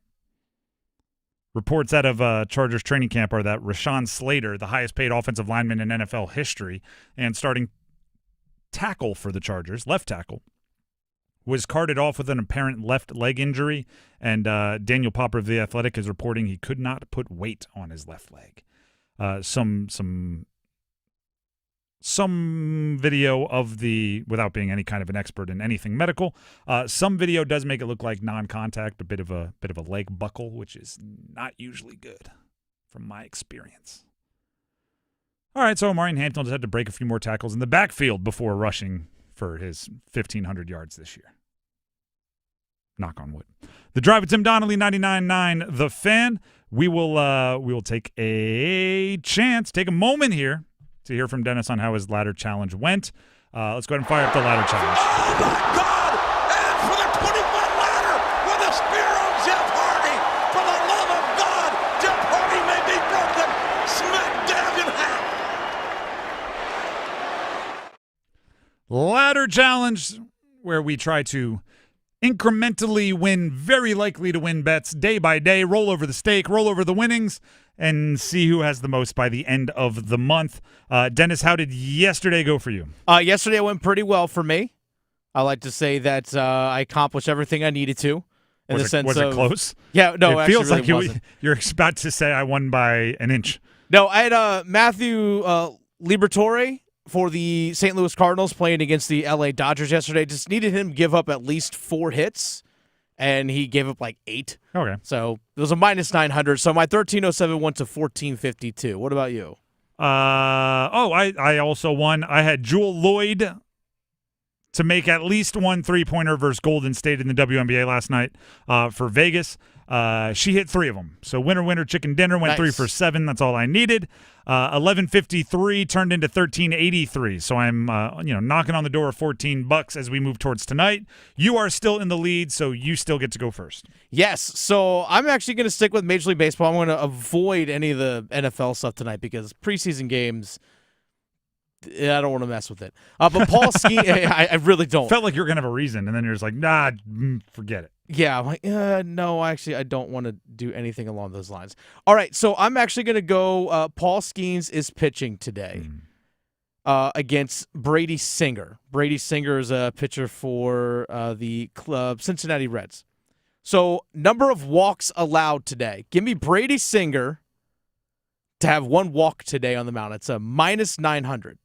So it's a minus 900 bet. So my $14.72, my $14.52 will turn into a grand total of $16.13. All right. My bet, I do not shy away from the NFL preseason. I'm going with the Raiders-Seattle game tonight. Give me the Raiders over 12.5 points versus the Seahawks. They have to score at least 13. All right. Minus 800, with the justification being Pete Carroll. He brings positivity. He brings energy. He's 70-whatever years old. He's out there wrestling defensive linemen at practice wearing cleats and receiver gloves. Pete Carroll brings energy. The Raiders and their 4th stringers are going to scrap to the final whistle, and they only need to score 2 touchdowns to make this a hit. So, I think they'll get 1.5, and then we'll be good to go. I just need, or just a ton of field goals. But they're going to be playing hard, like I said, because Pete Carroll is trying to rebuild that culture. So minus 800 once they score 13 or more points. My $13.83 will turn into $15.55. That's what we're looking at. It may seem like not much money now, but if we string together a couple weeks of these hits, you'll see the money start to get much, much more interesting. That's it for the Ladder Challenge here on The Drive with Tim Donnelly on 99.9 The Fan. By the way, the Ladder Challenge trophy is still right here in its rightful spot in the host studio. Now, one of our favorite games. It's Thursday. It's about 4:20. Let's hit a little cons and cons. But to play great defense, you need one thing above all else. That starts with a W. Confidence. Confidence and concerns. This is a game of cons and cons where we take a local team or teams and we decide what are we most confident in, what are we most concerned with when it comes to their outlook on the season. Now, we did the Carolina Panthers last week going into preseason. I think today, we should do the 3 triangle college football teams. As they are now into the real meat of training camp. NC State with their first day of pads today. So everybody's kind of getting into the swing of things. We'll hit cons and cons. What are you confident in, most confident in, and what are you most concerned with for the 3 triangle football teams. Talking football. Dennis, we have all 3 to go. Which would you like to start with? Let's go ahead and start. Let's see. Yesterday when we talked all 3 ACC teams in the triangle, we started with NC State. We went to UNC, then we went to Duke. Let's go in reverse order. Let's go Duke to start things off. All right, Duke. I've got good news and bad news. Which do you want first? You always take the bad news. So we'll start with concerns. I'll lead off this time. Playmakers on offense. I felt like I said it in the beat drop. It was just everything was gone. Playmakers on offense. We know they have to replace Jordan Moore. We know they have to replace Star Thomas. We know they have to replace Eli Pankel. And it appears as if all of the context clues are that for the most part, they're going to look towards Andrell Anthony and Cooper Barkate, 2 incoming transfer wide receivers, to kind of be the spark for at least the passing game. And it's always a little nerve-wracking, right? It's always a little like they're. By the way, I don't think they were there for spring, at least not the way Darian Mentz has been talking about trying to work them into the offense in training camp. So, there's not a lot of time there to get that chemistry down the way you want. So, where does the spark come from? How good are they? How in lockstep are they at the beginning? And then also, Cooper Barkate had 1,000 yards and double-digit touchdowns last year for Harvard. It's just a step up in competition. Drell Anthony, he played for Oklahoma last year, so competition was fine, but he didn't really have the production. So there's a bit of projection for both of them, so I'm a little concerned with the playmakers on offense. Mine's similar. Mine's running game, because we saw last year they struggled in the run game early, did Duke, and then Star Thomas eventually started getting more reps and got the ball a little bit more often, and then sure enough, the running game got a little bit going, but Star Thomas is not there anymore. He's in Tennessee. He's in Tennessee, now. yep. Tennessee. So new quarterback, new receivers, like you just mentioned. I like their offensive line, but who's going to be that bell cow running back where, okay, you have a 10-point lead. It's 8 minutes left in the fourth quarter. Who are you going to turn and hand the ball to that can grind down the opposing team and grind out some minutes late in the game? I don't know who that guy is right now. Yeah. I mean, I think they're hoping it's – why do I keep forgetting this guy's name? Peyton. Exactly. Peyton. No, I know it, but I don't know it. You know it? I'm now, but it's going to rattle around in the back of my head. Peyton Jones. I always want to say Peyton Smith. Peyton Jones. I believe that is who they hope will be kind of their more traditional running back, and then Jaquez Moore can be the big playback. Peyton Jones. Peyton Jones. Do my best not to forget that and just go, that Peyton guy, like I do every other time I talk about him. Where are we going next? UNC? UNC is next, right? Oh, no, wait, sorry. Confidence. Bring it on back to Duke. Yes. Confidence. They're secondary. They're secondary. Terry Moore and Chandler Rivers as anchors on your secondary is really good. That's a safety in Terry Moore and a corner in Chandler Rivers. Chandler Rivers may be a little undersized, and I think that's the only thing keeping him down on like NFL draft boards and things. But for college, I don't know if you'll find more than a handful or less corners out there that you'd rather have on your secondary. And then Terry Moore at the safety spot, he's a leader of that defense. I think those two guys anchoring a secondary just makes me very confident on the back half of their defense. And then you add in that Manny Diaz is the one calling the shots, so you have talent, you have a guy scheming them up. Gives me a lot of confidence back there. I'm very much on the same page in terms of their defense. I was thinking you were going to say the exact same thing, but I'm going to change things up here a little bit. I like a change up. My confidence is Darian Mentz's dual threat ability. One thing that Malik Murphy had last year was a cannon of an arm, and he was a big body guy. He's an NFL body quarterback. Seeing him in person, standing on the field, watching him throw the ball, that dude's got a cannon and a big body, but he was not very mobile at all. Darian Mentz's mobility is going to add an element to this offense that they really haven't had, obviously, since Riley Leonard was healthy under Mike Elko. Riley Leonard was a tremendous runner. Mensah might be a better passer. He might not. They may be equal in terms of running, but Mensah can bring that dual threat ability that really they haven't had in a couple of years. Riley Leonard's a funny one because I read a whole article about Notre Dame's preseason outlook, and Riley Leonard took him to the national championship game last year, right? And most of the article was like this big recruit quarterback that has done nothing in college is going to be able to open up the offense more because it was limited by Riley Leonard's passing ability. And I'm going like, gosh, this guy, and by the way, I get it. Riley Leonard didn't go downfield very often, very much quick, get the ball out of his hand, kind of quick game passes, and then his running ability is another thing he brought. But if I'm Riley Leonard, I'm like, geez, I let him about as far as you can lead him, and everybody's excited to open up the offense without me. And kind of the same thing with Mensah. Like, you look at the offense under Riley Leonard, you might be like, hey, he's really able to run it. But I think this next guy might be able to pass it better. And it's like, all right. You did win a lot with me, but all right. Let's get to UNC. I'll let you lead off on this time. What are you most concerned about for the UNC Tar Heels? My concern for UNC is who's actually going to be a leader amongst the players. Because you have 70 new guys that have come in. I know there's, Caleb Hood and some of these other guys that are coming back from last year, but when you have a new coaching staff and you don't know what the depth chart and all that stuff is going to look like, who's actually going to be the leaders amongst the players? Because if you're trying to establish, it's one thing if you have an established culture, but when you're trying to establish a culture with a whole bunch of new guys, it's easy for guys to tend to pull into a different direction if they don't feel like it's the way things should be going. So to me, my question is, who's going to be the leader amongst the players? Like, who's going to emerge as that? And that just takes time because you have to learn to trust each other as players. And there's a lot of new guys that came in during the spring transfer portal. It's a different mix of guys. So in my mind, it's who's going to take over in terms of the leaders among the players. Mine is offensive chemistry. Yeah. There's a lot of new on both sides. I just don't think it matters as much on defense. And the coaching expertise, I think, is greater on defense.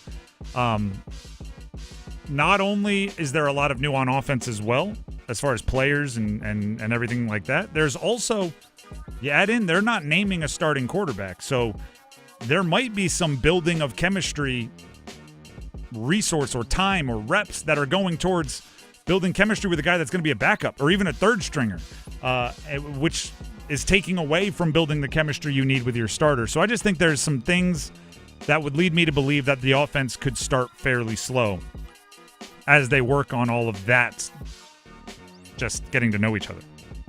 What is your confidence for UNC? We know they're going to be coached well, 100%, in terms of schemes and all those kinds of things, all the film study, all that stuff. You don't tout yourself as the 33rd NFL team if you don't have great coaching and people who can lead them in that regard. So to me, we know, in my eyes at least, we should know what their coaching staff is going to bring in terms of just an expert standpoint and knowledge standpoint. Not that not that the other college coaches out there don't know what they're talking about, but some of them. I mean, you'd be shocked actually.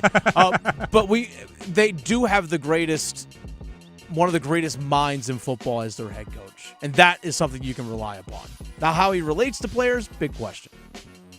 I also at times think the relating to players is a little, if you're not like a young coach, I don't think you want to relate to them. As long as you have the respect, you can have almost a grandfatherly relationship as long as they understand your way goes and you have what's best for them at heart. I get what you're saying, but I would say relate to them in the sense of how they pick up what you're teaching them. Can you teach them the their way? Language. Yeah, can you teach them the way that they can understand? I'm with that. My confidence is their corners. Marcus Allen, Thaddeus Dixon. Actually, in my quest to find where Chandler Rivers was ranked in NFL circles, both UNC corners were kind of right around Chandler Rivers in NFL projections on a few places. I know Dane Brugler for The Athletic, who's already putting out his list positionally for the 2026 draft, had Chandler Rivers, then one slot down one of the UNC corners, like the next player listed, and then 3 slots down from there was the other UNC corner. So Marcus Allen and Thaddeus Dixon being corners that you would think are going to be significantly above average in college, that's really freeing for the Belichicks as far as calling plays for defense, right? If you feel like you can trust corners on islands, that lets you blitz more exotically. That makes you be able to disguise things better because you don't always need a safety over the top or you don't always need them playing way off and somebody cutting underneath.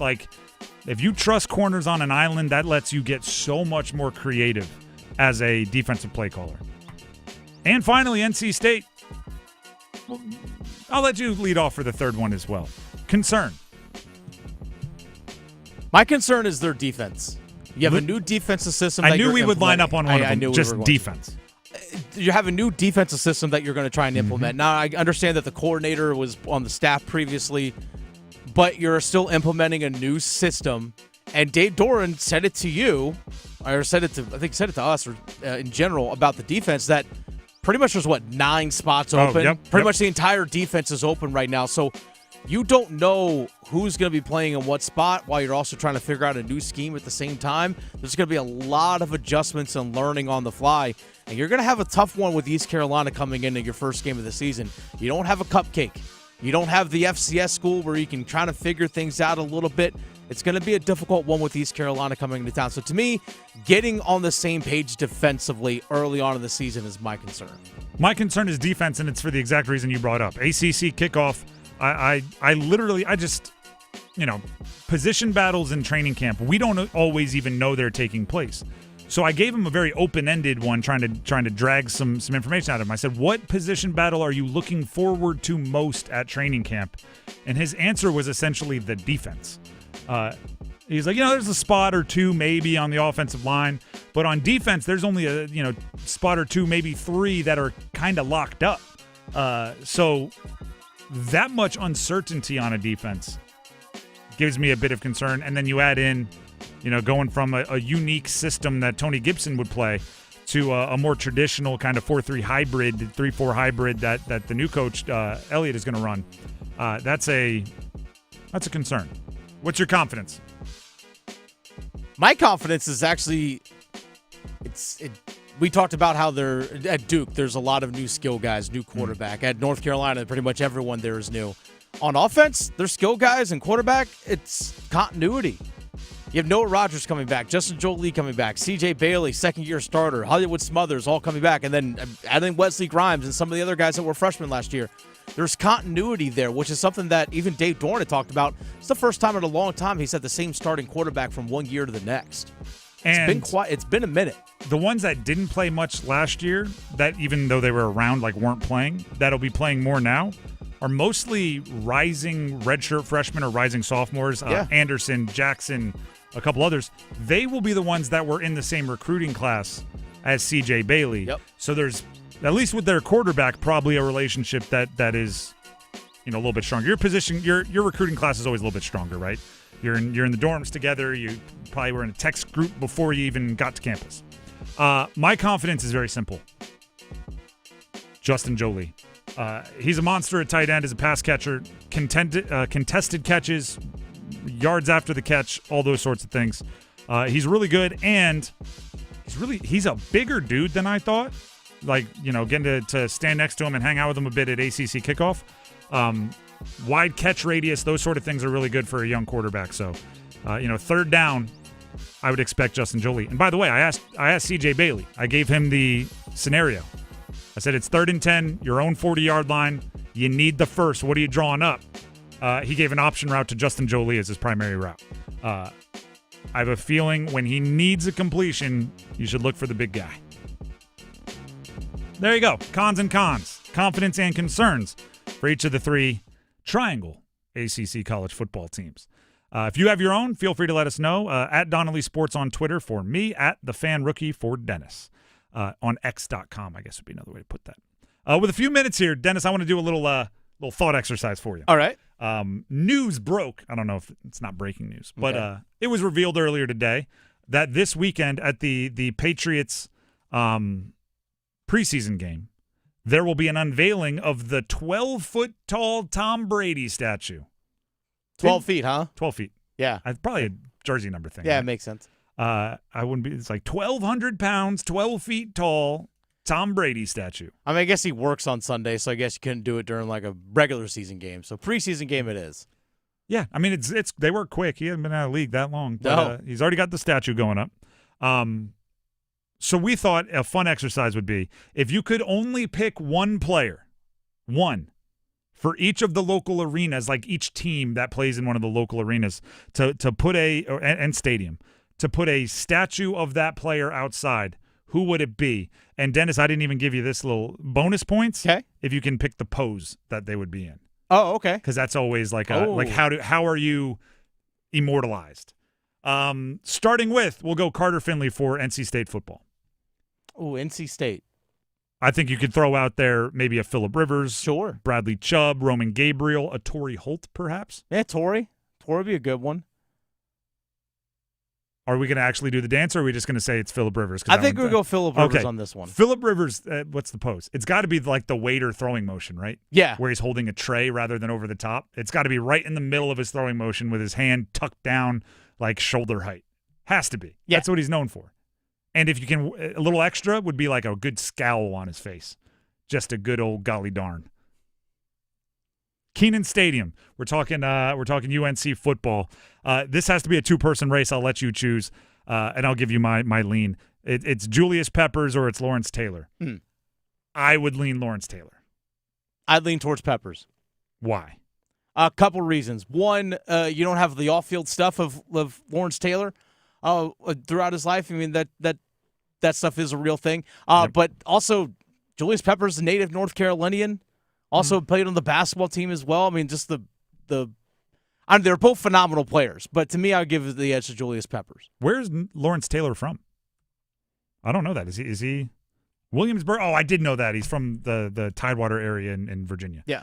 I would probably lean Lawrence Taylor. I just think the earlier, there's similar levels of prestige. Both don't great. Get me wrong, but I usually lean towards first. But all right, if you go Peppers, what's the pose? Oh, that's a good question. I'm not entirely sure. I almost want to put him with the ball in his hands, like returning a fumble. Yeah. But then also it could be fun if he's trying to block a pass and it kind of looks like he's trying to block a shot. That's a good one. Yeah, I didn't think about the pose. That's all right. Well, you can think about it, or you can let us know on Twitter. Wallace Wade, Duke football. Which way are we rolling? I think we talked about Brian Piccolo, right? No, that's Wake Forest. Oh, no, that's Wake Forest. No, Wallace Wade, not Wake Forest. Wallace Wade. My apologies on that. I think it was Sonny Jurgensen we talked about. Yes. And if you want a pose for Sonny Jurgensen, no clue. I never watched him play. Nope. Just stand there, hands on the hip. Like the old school. Yeah. Like a trading card from 1954. Wake Forest football, Brian Piccolo. And just like almost a Heisman pose would be cool. Running back, Brian Piccolo. Brian Song. If you want to get I don't know, like Gale Sayers in the background or something, that's a great one. I don't know if we have enough time here. I don't know if all right, basketball. We'll go NC State basketball outside the Lenovo Center. Well, outside of Lenovo is different. If I'm going outside of Reynolds, if it's not Jim Valvano, I'm going David Thompson. Yeah, it's players only, so we'll go So David. if it's players only, I'll go David Thompson, but that's got to be outside of Reynolds in my mind, because that's where David Thompson played. But if we're going outside Lenovo, that's a tough one. You go DJ Burns. DJ Burns, TJ Warren, Julius Hodge, was he even? Yeah, Julius Hodge. There's a couple options there, but I'm just picking one per team, so we'll go David Thompson. For UNC, Dean Dome, I mean, if you're counting the Dean Dome as everyone in UNC basketball history, it's Michael Jordan. Yes. If it's just people that played in the Dean Dome, host of good options, but probably Hansbrough. Yeah, Hansbrough. If it's outside Carmichael, definitely MJ. Although for the MJ pose, I don't think you're going Jumpman because that's outside the United Center for Chicago. I think you go young Mike hitting the game winner in the national championship. Oh game. yeah. I think you go young Mike for the statue. Freshman Mike. Mike Jordan. Cameron Indoor outside for Duke basketball. For doing players, it's got to be Leitner, I would say. What? Or Johnny Dawkins. I was going to say I entertain Johnny Dawkins because Leitner doesn't happen without Johnny Dawkins. Yeah.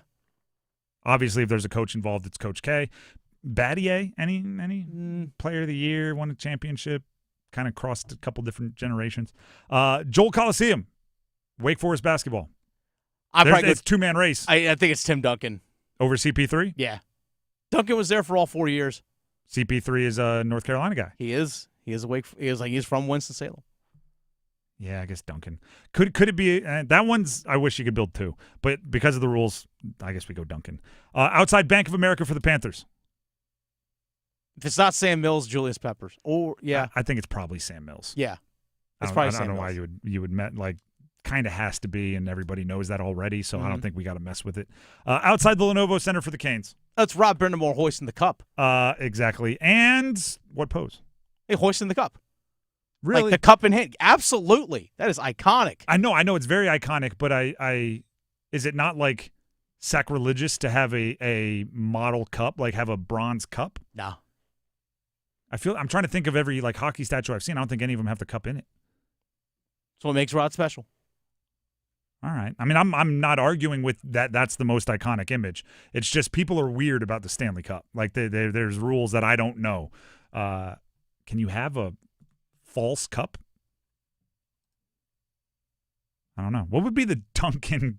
The Duncan pose has to be the most boring It'd pose. just be a regular layup. Him standing with his hands at his side, just in his jersey. Just a normal layup. Yeah. He's 7 feet tall, and he's putting it off the glass.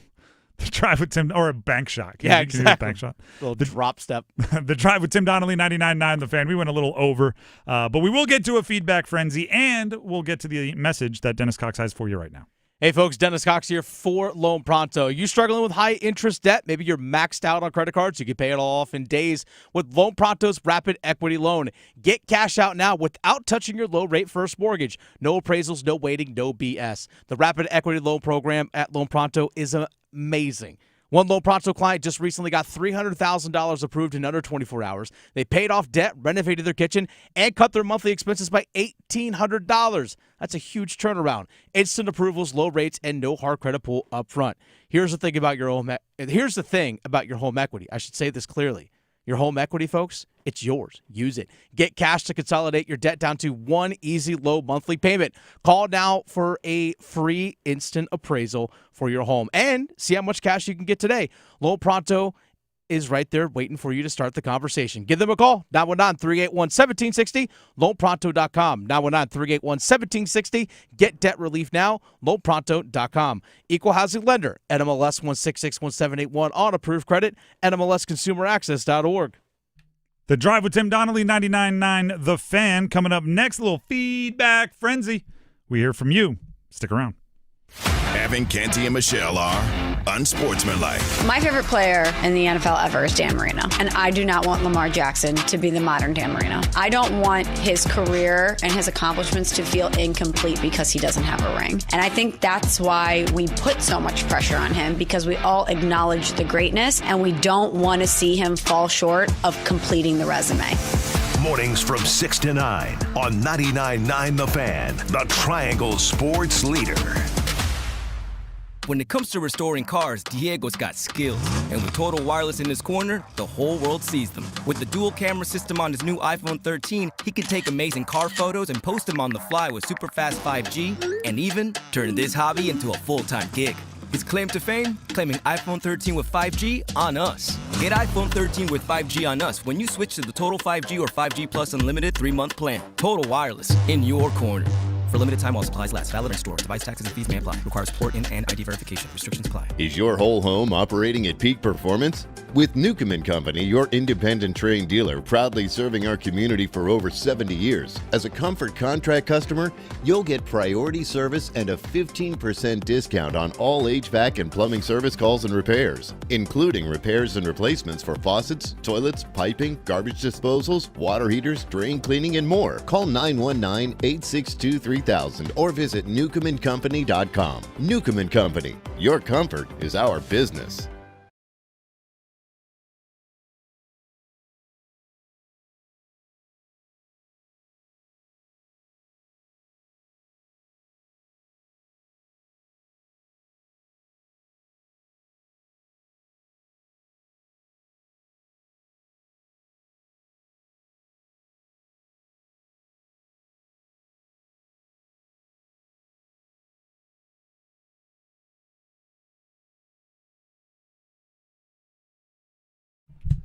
The Drive with Tim Donnelly here on 99.9 The Fan.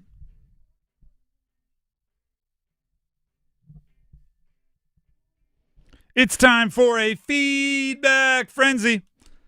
This is where Dennis sorts through the entire internet, finding the best feedback from you about conversations we've had, debates, questions we've asked, and he brings those feedbacks, those questions, comments, and everything else to air, and we respond to them right here. Dennis, take it away. All right, so yesterday we had a conversation about what should be the bare minimum, right, for NC State, Duke, and UNC football. Yes, we did. So you said the bare minimum for NC State should be at least one more win than North Carolina. Correct. This one there's actually a few different in here. This one comes from New Handle. New Handle on YouTube says, New Handle 2025. 12 years for Dave, talking about Dave Doran at NC State. 6-6 against Wake Forest. No bowl win since 2017. 0-10 win seasons. No ACC title game. Get to the ACC title game or goodbye. By the way, appreciate it. Everybody, leave your comments. We'd love to hear them. If that's the case, you should have got rid of him last offseason. I think there's a buyout contract, all that kind of stuff, because this contract, I think, runs through 2029. Okay, then you're operating as there are schools that you consider yourself peers of that don't worry about buyouts. They find the money. And if you can't, then you got to start. That's probably part of the reason why maybe the results haven't been there that you wanted there. If the expectations are make it to the ACC championship or you're losing your job, you're setting the guy up to fail. So, again, I think realistically, what you're hoping for, 8-9 wins or more. If you make it to the ACC championship, obviously celebrate. But if it's that or like heads will roll, you're just going into the season with the idea that you want heads to roll, which is fine. But just say that then. Say you don't want the guy to be the coach. Don't say like the minimum. You got to win back-to-back national championships, or I want him gone. Just say you want him gone. Oh, there's a lot of NC fans that do feel that way. For example, That's Cameron 7202 says 8+ wins, win the bowl game, win the 4 in-state games. If you can't do that with this roster in year 13, it's over.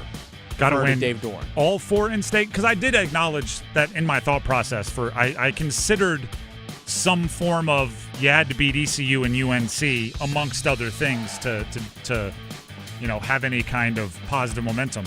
You want to add Duke and Wake in there? I think if you win all 4 of those, you're probably an 8-win team. Should be. Right? That's just kind of reading that. You're probably pretty good if you're winning all 4 of those.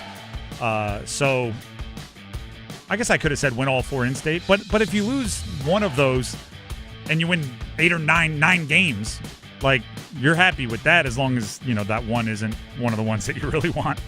Because as long as that one isn't. If you lose to Duke and you win 9 or 10 games. Yeah.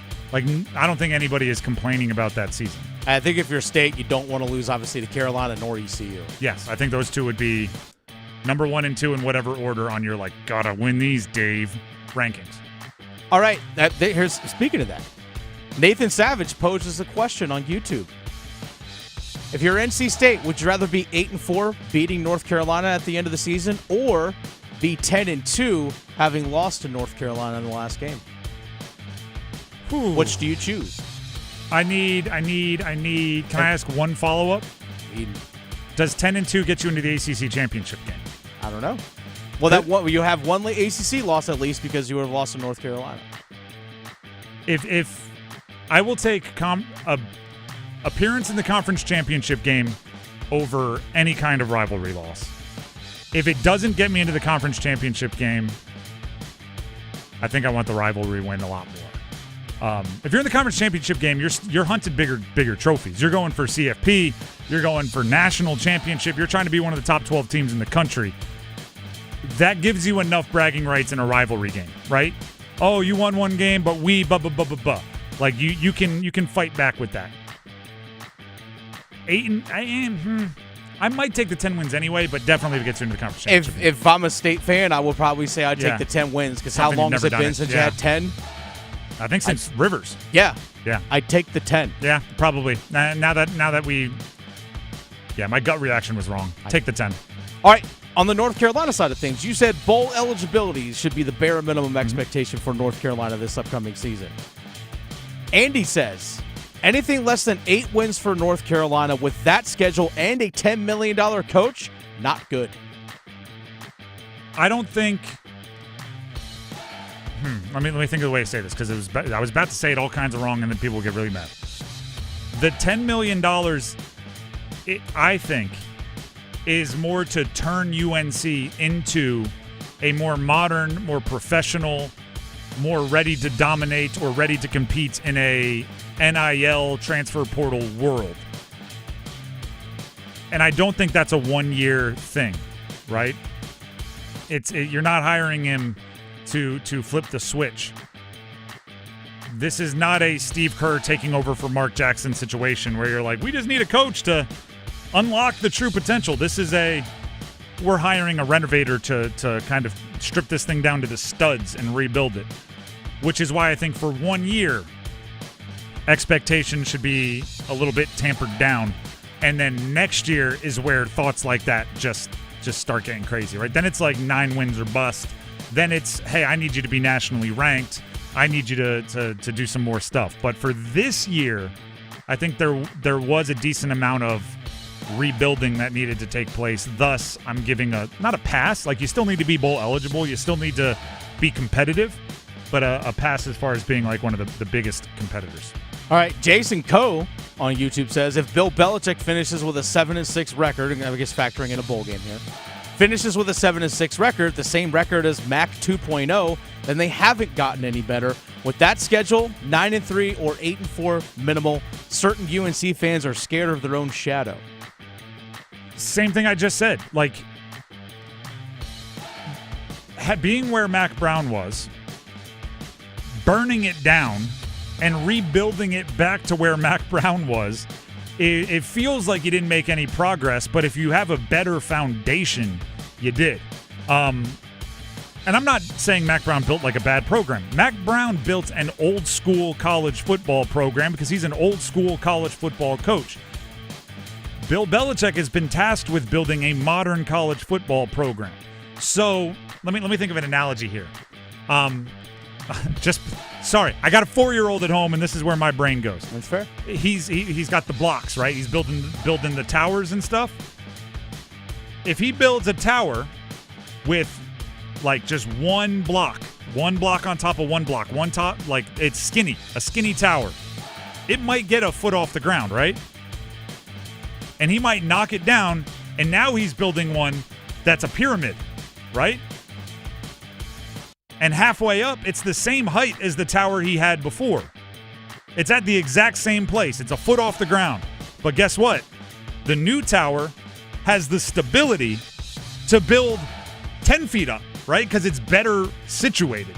That would be the argument if he has the same record as Mac Brown, is that Mac Brown built a program, it reached there, but that was the highest it was going to get, right? You had one more block on top of that, it's tumbling down.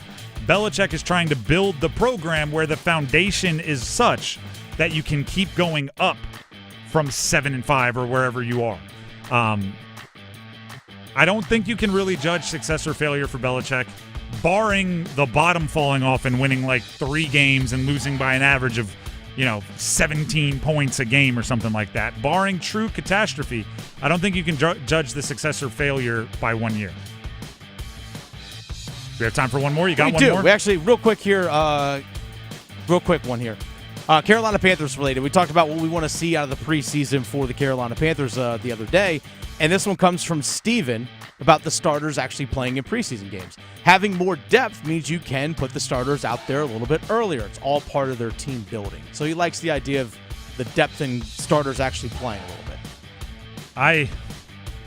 I'm still concerned about the depth. I don't think they're playing the starters because they're like, if one of them goes down, it's okay. We got dudes. Because I don't think they have that kind of depth. I think they're playing their starters because they know their starters need to play to be ready for game 1. I love the idea of a team being so confident in their second or third string that they're like, nah, play the starters. Who cares if they get hurt? Second guy is almost as good. Gosh, that would be a luxury as a coach. That would be so exciting. Every once in a while, you see like a running back room from like 2007. Like Alabama in like 2009 was TJ Yeldon and like Mark Ingram and Derrick Henry and Alvin Kamara was there for a year. And you're just like, they probably wouldn't be mad if one of those guys got hurt. They would just roll in the next. That doesn't happen much anymore at any level of football. The Drive with Tim Donnelly, 99.9 The Fan. Thank you to everybody that gives us feedback, whether it's on social media, YouTube comments, however you interact with us. 99.9 The Fan on pretty much all platforms. We love hearing from you. And even if I disagree, that's the beauty of sports, right? We can disagree about something, still be friends, still want to hang out. So appreciate everybody's contributions to the show. Before we move on, get to the starting 5, Dennis has something he'd like to tell you. Hey, folks, Dennis Cox here for my friends over at Law Tigers. We always hear about in sports about game planning and preparation. Well, as a motorcycle rider, game planning and preparation are just as vital to you as well before you get out there on the road. Obviously, take a look ahead and see what the road conditions are. Is there road work? Is there construction going on? Do you need to take an alternate route? But also check the weather in advance as well, especially if you plan on going on long rides. Sometimes, as we all know here in the state of North Carolina, you get that afternoon thunderstorm, it just rolls right on through. So make sure you are prepared. And also, build in some stops along the way to make sure you can rest a little bit and make sure that you are safe out there on the road. But accidents do happen, and this is where Law Tigers steps in for you. If you're injured in a motorcycle accident, give 1-800-LAW-TIGERS a call. Law Tigers, again, 1-800-LAW-TIGERS is the phone number, because Law Tigers, they're part of the motorcycle riding community. They are there for you in case you're injured in an accident. Your case evaluation is always free. They don't get paid a dime until your case settles. So again, check out lawtigers.com or give them a call if you're injured in an accident, 1-800-LAW-TIGERS, even before you call the insurance companies. Law Tigers is a network of independent law firms who are members of the American Association of Motorcycle Injury Lawyers. Law Tigers is not a law firm. The Drive with Tim Donnelly, 99.9 The Fan. Starting five up next, including a watch list snub. Stick around. You've heard the perfect scores on air. We're bringing our champions to the stage. It's our second annual Numbers Game Live show, presented by Sharky's Place Sports Bar and Grill. Perfect players will compete on August 21st at the fabulous Hilton Raleigh North Hills. Watch on YouTube as we crown a Numbers Game champ. Special thanks to On-Site AV, a full-service event production company, for lighting up Numbers Game Live. New to the area? Let me be the first to welcome you. I'm Marcy Bailey of Bailey's Fine Jewelry. We've been family-owned and part of North Carolina since 1948. We have a tradition of being voted the best jewelry store with an unparalleled selection of designer jewelry, fine diamonds, engagement rings, watches, and gifts to commemorate all your special occasions. We look forward to sharing our award-winning service and stunning jewels with you. Visit us today in-store or at baileybox.com to see why every woman wants a Bailey box. Need assistance with door and window projects? The Home Depot can help. From inspiration and materials to ordering and installation, our free millwork virtual apron service can get you moving and doing. Plus, we speak Spanish too. Our associates can help you tackle complex jobs without you leaving the job site, saving you time and money. Call us at 1-833-HD-APRON or visit homedepot.com/MVA. The Home Depot, how doers get more done. With Robinhood, not only can you trade individual stocks and ETFs, you can also seamlessly buy and sell crypto at low costs. Trade all in one place. Get started now on Robinhood. Trading crypto involves significant risk. Crypto trading is offered through an account with Robinhood Crypto LLC. Robinhood Crypto is licensed to engage in virtual currency business activity by the New York State Department of Financial Services. Crypto held through Robinhood Crypto is not FDIC insured or SIPC protected. Investing involves risk, including loss of principal. Securities trading is offered through an account with Robinhood Financial LLC, member SIPC, a registered broker-dealer. Broadcasting live from the Lenovo Studios. WCMC HD1 Holly Springs. 99.9 The Fan. The Triangle Sports Leader. Good afternoon, everyone. I'm WRAL meteorologist Mike Mays. It stayed unsettled today. It will stay that way tonight. We'll have areas of rain this evening. A small chance for that overnight, 68 the low. About a 30 to maybe 40% chance for spotty rain tomorrow, cloudy with a high at 79. Weather update brought to you by Newcomb and Company, where your comfort is their business. Visit newcombandcompany.com. 5 o'clock check of your money. Dow Jones at the closing bell down 224 points today to 43,968. Market update brought to you by Bolton Construction Services. Bolton is actively hiring experienced HVAC techs with a $2,500 sign-on bonus. As a family-owned leader in HVAC, Bolton puts people first. Don't miss out. Apply now at boltonservice.com. It's 5 o'clock. Time to serve up the biggest sports stories of the day. Here comes your starting five. The Drive with Tim Donnelly, 99.9 The Fan. It is time for the starting five. And as always, we start with number 5. Count them! 1, 2, 3, 4, 5. 2 running back set. Bailey keeps. Bailey dives to the end zone. Touchdown! NC State! And now the fireworks go off on time. The Davey O'Brien watch list. Best quarterback in the country. The watch list, to be clear, doesn't mean anything. Other than it's a sign of hype, and it's a sign of, who a few people that at least pay attention think are due for big college football quarterback seasons. They put out their watch list. The reason why I say it doesn't matter as much is because if you have a great first half of the year and you're not on the preseason watch list, they can add you to the midseason watch list. If you have a great second half of the year and you weren't on the midseason watch list, they can add you to the finalists or even give you the award if your second half of the year is that good. So that it's not like, this is the pool they have to choose from the award, and it whittles down over time. But the list came out. There are 7 ACC quarterbacks on the list. Duke's Darian Mensah amongst them. Cade Klubnik from Clemson. Haynes King from Georgia Tech. Miller Moss from Louisville. Carson Beck from Miami. Kevin Jennings from SMU. And Chandler Morris from Virginia. Now, I'm fine with leaving like a Gio Lopez off from UNC, partially because that's their school's own doing, right? They haven't named a starter yet, and if you haven't been named the starter by your own team, I'm completely okay with a watch list going like, I don't know if we're going to say he could be best in the country if his own team hasn't said he's best on the team. I think CJ Bailey should be a bit disrespected, though, from NC State. And I'm going to add to a conversation we had earlier when some of the other rankings came out and he was near the bottom of the ACC. I'm not arguing for him to be top. I don't think what he showed as a true freshman when he had, quite frankly, the second best true freshman quarterback season in state history, behind only Phillip Rivers. I don't think that showed him enough to be, mentioned with the Cade Klubnik or, above guys like even a Kevin Jennings from SMU or a Miller Moss maybe from Louisville. But a Chandler Morris? Chandler Morris from Virginia, an incoming transfer, gets to be on the list, and CJ Bailey doesn't? Into a team that really isn't that good?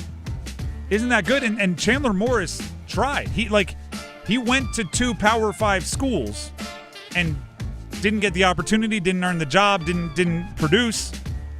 Then went to a Group of 5 school in North Texas, finally produced. By the way, passer rating still not as good as CJ Bailey's passer rating last year. Had significantly more volume, but that's, again, the North Texas way. But the efficiency was not as good as CJ Bailey. Now he's going back to a Power Conference school, which, as Dennis just said, doesn't have the supporting cast that's going to make it easy for him. And he's on the list, and CJ Bailey isn't.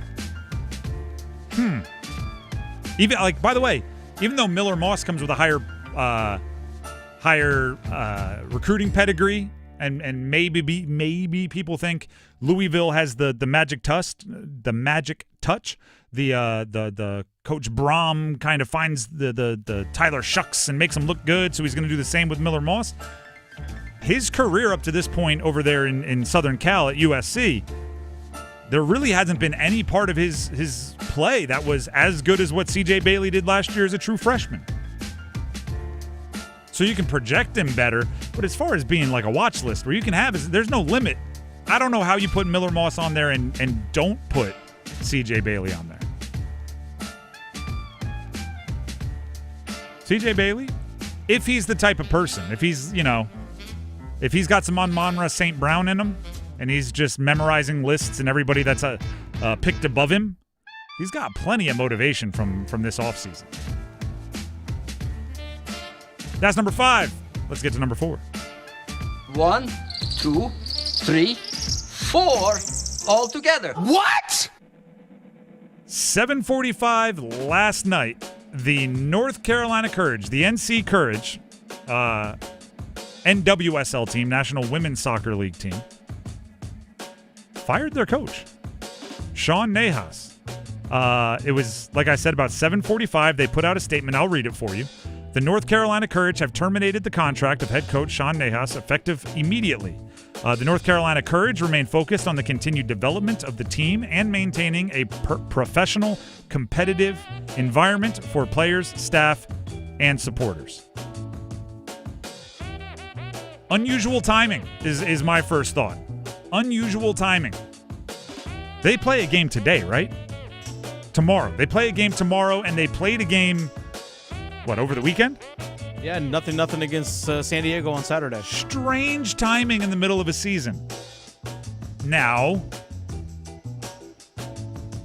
you hate to do what your imagination is forcing you to do, but that statement doesn't seem normal. The timing doesn't seem normal. It's almost a shame. I don't know if this is a weird thing to say, but if you pay attention to sports enough, you kind of get a feel for how the in-season firings go, right? You might be surprised that a coach is fired, but all right, they gave him the thank you on the way out. We appreciate all the work. Good luck in future endeavors. There's none of that here. The timing of, when there's a bye week, or you do it right after a game, so the interim coach has the most time possible before your next game to kind of get his or her legs under them as a coach. I don't again, you don't want to speculate on what could or could not have led to this kind of abrupt decision, but it's hard not to. Dennis, does it feel as, I don't even know the word, wonky to you as it does to me? Yeah, just something. The fact that he was at practice, the team is probably traveling to Houston today. But the fact that they had practice with him yesterday, he's taking pictures with the team, being like, yeah, it doesn't matter if it's raining, we're still getting our work in, posting about, hey, happy birthday to one of our players. And then he's all of a sudden just gone. And the fact that you dropped it at 7:45 in the evening, something's not right. The I don't know, decision makers did have a press conference earlier today. Vague. They used the term multitude of factors. Multitude of factors. That's vague enough for me to go, all right, you're not giving details. Because I do think if it was performance-based, you would hint at that at least. The team wasn't progressing the way we thought. We believe this roster has more wins in it than they've been achieving. And, there's ways to say things that go, stop letting your mind wander. It's not what you're thinking, without saying that. And we really haven't gotten any of that, which is why I'm just, recklessly speculating and not doing so with any kind of a guessing on air, but you can't help yourself. Maybe this will spark them, by the way, though. They're kind of a 500 team at the moment. 5 wins, 5 losses, 4 draws. So exactly a 500 Exactly, team. The definition of 500. Maybe they get the little bump, right? I talk about the one-game bump when a coach gets fired and maybe a beloved assistant takes over. Everybody rallies around him for a game. Let's make it easy, and everybody plays really well. So maybe they'll get that tomorrow and maybe for a little bit. But it's strange is all I'm gonna say. That's where I'm gonna end it. Strange. That's number 4. Let's hit number 3.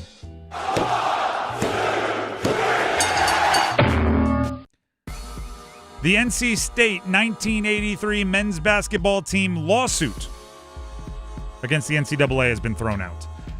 A North Carolina judge has dismissed a lawsuit filed by the 83 NC State men's basketball team, shutting down the national championship winners, because obviously that's the Jimmy V National Championship, the Cardiac Pack, shutting down their request for name, image, and likeness compensation. I get it. I get where they were coming from.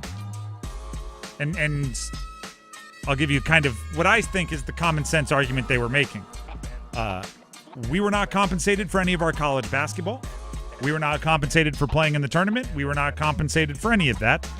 Yet, the person, the player, are in a ton of commercials and promos and highlight packages and everything else for the NCAA tournament and for NCAA basketball every year, right? The celebration of their 83 championship, the game-winning play at the buzzer, Jimmy V running around looking to hug one of them. That is The whole term survive in advance. It's that's them, and they haven't been compensated for it. And now they're looking around going, now that we've established it's messed up that players aren't compensated, how about a little back pay for all that free advertising we gave you for all those years with our face and our bodies in the frame?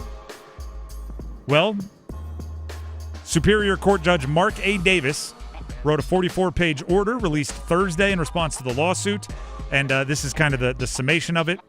Because their claims are untimely, barred by their failure to allege a violation of a legally enforceable right, and preempted by the Federal Copyright Act, dismissal of this action in its entirety, is appropriate. Yeah, I get it. And do you know what else is kind of, I don't want to say good, but it's definitely a part of it? If they would have won this, it's kind of a can of worms, right? That's toothpaste out of the tube that you can't put back. Does that mean every athlete that had ever been in like an iconic play could come back asking for compensation for all the times that they've used those promotional materials over the last century? I mean, look at Leitner. Yeah, exactly. Shot, if they win this, that Duke basketball team and the Kentucky basketball team are going to come be like, well, we've been in a lot of promotional material as well. And then you got like every buzzer beater ever hit. You got dunks like, and the NCAA would simply have to say like, we didn't know we weren't allowed to do that. If we knew we would have had to pay you, we wouldn't have been showing the Northern Iowa buzzer beater that often. You could literally like bankrupt the NCAA if that happened. So I don't know. I don't know what the proper thing is here. I do understand where the team was coming from, though. Right? When you're like super famous for something and other people are making money off of it, and you're like, I haven't seen a dime. I get why that would be frustrating. Very. That's number 3. Let's hit number 2. Just the two of us. 3 NFL preseason games tonight. Starting with Indianapolis at Baltimore, Cincinnati at Philadelphia to follow, and the nightcap, the Las Vegas Raiders at the Seattle Seahawks. I talked earlier about all the local guys that are in the game. There's significantly more local college ties in Indianapolis at Baltimore than there are in the other 2 games. So if you're looking for, players that played at one of the local colleges, trying to make a roster, trying to climb the depth chart, Indianapolis at Baltimore would be the game to watch. It's also a time to just see, more and more. It's so funny how this happens in professional sports, where a way of thinking, everybody goes in one direction, and then it sways all the way back. I feel like we're in a portion where significantly more stars and significantly more starters are playing in preseason, and because of that, you get like a cool look at like the rookies and stuff. Like for the Raiders Seattle game, I expect to see Ashton Genty get a couple carries. During the Hall of Fame game last week, we saw Omarion Hampton get 3 carries. So this is our first look at guys that are projected to be like some all-timers, right? They're projected to be really gosh darn good. Where I think like if you just go back like 7-8 years, kind of led by the Rams that just don't play anyone in training camp. In preseason. Everybody was swaying that way. And it really set up for like a scrimmage feel to the preseason. The Kansas City Chiefs earlier today said Patrick Mahomes is going to play a full quarter in their first preseason game. If anybody has proven to be like consistent enough to not need the preseason, it would be Patrick Mahomes. Every year he's been a starter, they've made it to the ACC championship at least. He's out there preseason game 1 playing a quarter. So that makes me more excited to like tune into these games, right? Like, oh, I'm actually going to see Joe Burrow for a drive or 2 at least. Yeah. I'm gonna see T. Higgins. I'm gonna see Jamar Chase. Like, yeah, you know what? I am gonna tune into that game. I remember years ago there was a time when Tom Brady was playing with the Patriots. He played a preseason game in like almost into the 4th quarter. The way it used to go, they used to have 4 preseason games. Yeah. Game 1 was first quarter. Game 2 was to half. Game 3 a lot of times was into the second half for the starters. Then game 4, a lot of times you wouldn't play at all, or you'd play one series because By the way, they didn't have the bye after preseason, so that was your bye before game one. That I don't know if we'll ever see that again. I don't know if we'll ever see starters like, we gotta get a scoring drive in the second half before we pull you. Yeah, because a lot of times coaches at halftime would tell their starters like, hey, you're getting a drive. If you do what you're supposed to do, if you get points, you're done. I don't think we'll ever see that. But after swaying all the way to some teams not playing their guys at all, we're now back to getting a good glimpse at what the roster is going to look like. And, like the Carolina Panthers have said, their starters 8 to 12 reps, a drive or two. Yeah, depending on how the drives go, yeah. I'd like to see a little more than that, but at least this first game. But I'll take something better than nothing. Like last year, we didn't see starters in the first 2 games for the Panthers. Yeah. Everything seems to be swaying back in that direction. So, right, like Indy, I think there's a good chance we're going to see Tyler Warren. People were real excited about him as a first-round pick tight end. Yeah.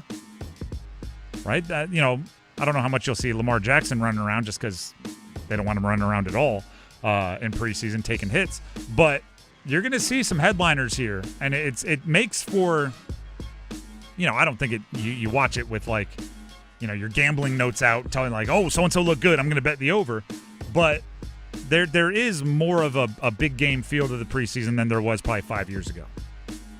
And then on top of that, if you are a true football psycho, you watch into the second half and you try to see guys like living their dream, right? You try to see some guy, a fourth stringer that makes an unbelievable play, may have just bought another week on the roster, like may have just gotten themselves another chance to prove themselves, or that clip might be enough that when they get cut from this team, some other team was watching and scoops them right up off waivers. So there's also that whole deal, which becomes exciting. And you'll see in the second half of these games, the guys that were like a third-round pick that is going to make the team, like they're going to get a ton of snaps that way because in the regular season, they're probably going to back up. Well, you guess what? You're going to play 50 snaps today. Have fun, kid. As a learning thing. Yeah.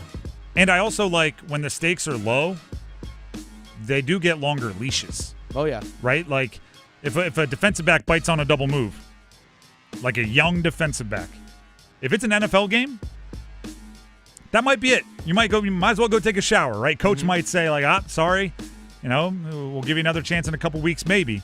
In the preseason, you get a talking to, you go over to the tablet, right? You look at the pictures, you see what you did wrong, and you're back out there the next drive, which is, again, fun to see.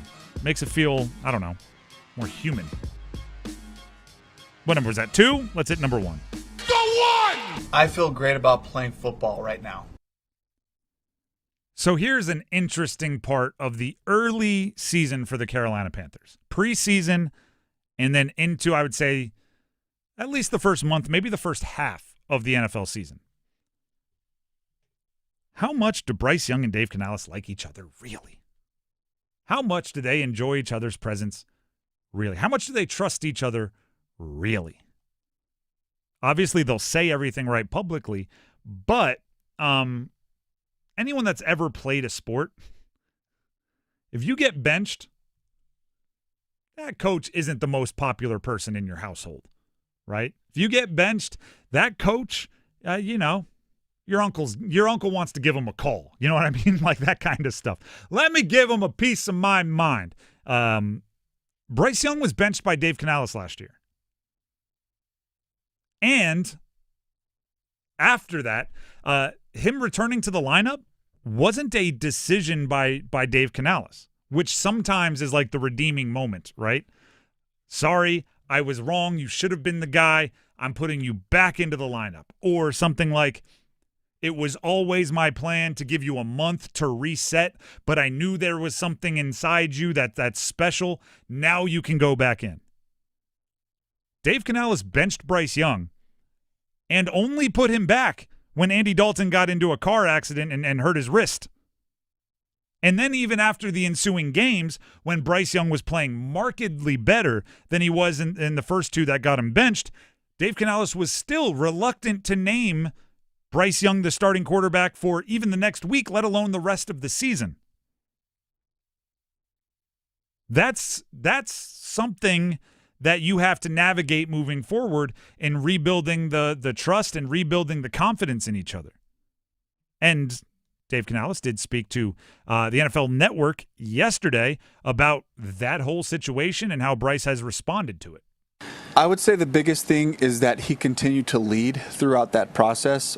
I think that he earned a lot of respect from his teammates, from me, that regardless of the situation, he didn't agree with me on the decision not to play him, but he worked and he kept leading, and he was showing me, this is my team, and he was showing his teammates, you're my guys. And he would stay in front and he would touch them and talk to them, and then came back in, and then we started to grow together, and then building into that in the off season, the leadership continued, and so I think that was probably the most impressive part to me was, that's a real challenge. And we've seen different situations, different scenarios on teams where, that top pick, is struggling and then can kind of get isolated from their teammates or doesn't feel like, and he just stepped right up and stayed right in it. That's a really, first of all, open conversation about it. And Dave Canales, to his credit, has seemed to always be open with that sort of thing. I never expected Bryce Young to go in the tank at all, right? He doesn't strike me as the kind of guy that is going to pout or is going to, build a wall up between he and his teammates because he got benched. Never struck me as that kind of guy. That doesn't necessarily mean that Bryce was A-okay with every decision being made by Dave Canales. He can put on the face to be a leader of a team because he cares about his teammates and he wants them to do well, and he values those relationships, while also in the back of his head saying, these coaches are idiots for benching me. And if you are a wildly competitive person, you're probably saying that, right? If you are somebody competitive enough to become who Bryce Young is, you're probably saying that. And every time you went into the game after being benched, when Andy Dalton was hurt and you played well, and every time you won a game or every time you left the field after a potentially game-winning drive just to watch the defense give it back up, every time you did that, you were probably in the back of your head thinking, take that. Told you. Now, how do you go from that to being the most important relationship in the team the next year and fully trusting the guy? That's a really interesting anthropology study. Right? I want to get the study of humans out here, or sociology. I don't know which one it is. How do they interact? How does that trust manifest itself, or lack of trust manifest itself? And how does it operate under the most brutal pressure? Because if I don't know, if they were, let me think of this. If they were accountants. And I know very little about the accounting world, so if there's an accountant out there and I'm not accurately describing your industry, I apologize. If they were accountants and, it was an April something or another and a guy made a couple mistakes and you went, you know what? Home. You're not doing any more accounting for the next 2 weeks, right? We'll take it to April 15th by ourselves. That feels pretty personal, like you might be mad, right? Might have cost you some money. Might have been like, hey, what are you talking about? But then you come back, and guess what? If it's you come back May, June, and you're doing your accounting work, you have a nice little on-ramp there with very little pressure, where you're just kind of, hey, I'll double check everything. Hey, let's work together. Hey, we're buddies again. The NFL, it goes. If you are in a feud with somebody, how would that relationship feel with 10,000 pounds of pressure on your chest? There's no one under more pressure in sports than an NFL starting quarterback. You control winning and losing in many ways in the most watched, most lucrative, most everything sport in the country. If a pitcher pitched every game in Major League Baseball, I would say it's similar level of stress. But that's what you have to deal with. So now you and oh yeah, we like each other. Do you really? Be honest. Do you trust him? Be honest. Because if you don't, we'll find it. Right? If there's a leak in this pipe anywhere, we'll find it, because we're about to put a fire hose up next to it and run that bad boy for 10,000 hours. I'm going to be paying attention. I'm going to be doing all my completely uneducated body language analysis. I'm going to be seeing how they interact once something happens, right? An interception is thrown, a loss, something that puts a little extra pressure. I'm going to be looking for that post-game interaction. I'm telling you. The Drive with Tim Donnelly, 99.9 The Fan. Tim Donnelly here for Maynard Service Company, and specifically the owner of Maynard Service Company, Brett, who, by the way, is right here locally. Right? He is in the warehouses. He is hanging out. I like this, right? In this business, you meaning I, get the opportunity to walk around a lot of businesses, right? You get the tour. A lot of times the owner wants to talk to you and tell you their messaging and everything they want said on the radio. So went with Brett, walked around the one of the locations where they have their training facilities, much of their management system, the big warehouse, and he gave us the tour. And do you know what I thought was really cool? Brett's the owner, right? The big boss. As he's walking around, everybody, hey, Brett, how's it going?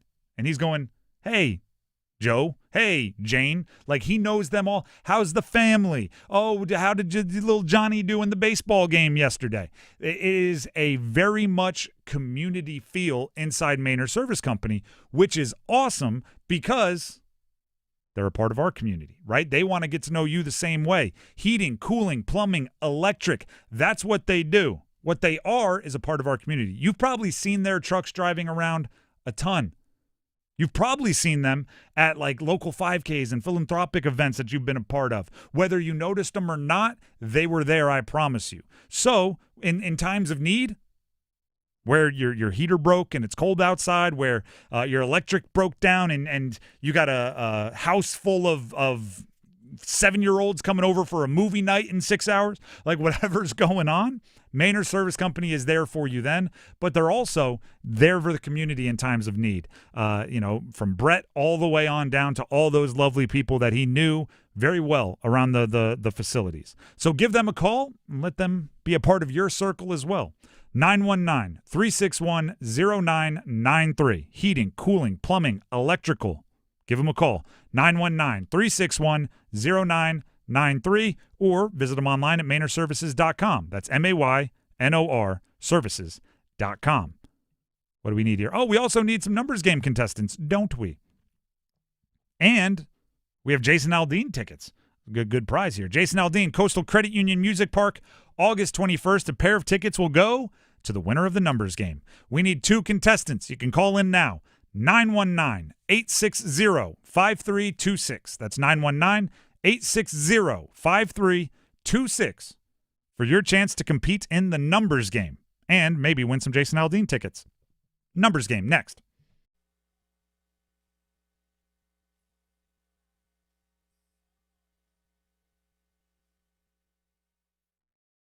Evan, Canty, and Michelle are unsportsmanlike. My favorite player in the NFL ever is Dan Marino, and I do not want Lamar Jackson to be the modern Dan Marino. I don't want his career and his accomplishments to feel incomplete because he doesn't have a ring. And I think that's why we put so much pressure on him, because we all acknowledge the greatness and we don't want to see him fall short of completing the resume.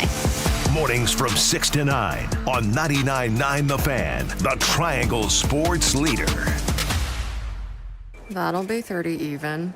That's 90 points! Sorry, that was a lot. Now that I'm getting 3 times the points on food and fuel with the Navy Federal More Rewards American Express card, I get a little too hyped sometimes. Cool. Would you like your receipt? In the bag! Sorry, in the bag, please. Learn more about the everyday, everywhere Navy Federal More Rewards American Express card at NavyFederal.org. Navy Federal Credit Union. Our members are the mission. Navy Federal is insured by NCUA. Hey, it's Paul Eihander from 99.9 The Fan for Clayton Homes. The Sign and Save sales event is happening now at Clayton Homes and Oakwood Homes, but only through August 31st. You can save up to $5,000 instantly on your new home. That's $2,500 off a single section or $5,000 off a multi-section home. Discover the comfort, the style, and the value of a Clayton-built home, crafted with North Carolina in mind. From modern floor plans to energy-saving upgrades and premium finishes, there's a home fitting your lifestyle and, of course, your budget. And with summer heating up, it's the perfect time to enjoy Energy Smart features for year-round comfort and savings. Stop by, tour our fully furnished models, or visit manufacturedhomeoffers.com and browse limited-time deals. But don't wait. The Sign and Save sales event ends August 31st. Terms and conditions for the Sign and Save sales event at manufacturedhomeoffers.com. Available only at participating retailers through 8/31. Amount of savings may be limited. Ask for details. May not be available with certain financing. Lender restrictions apply.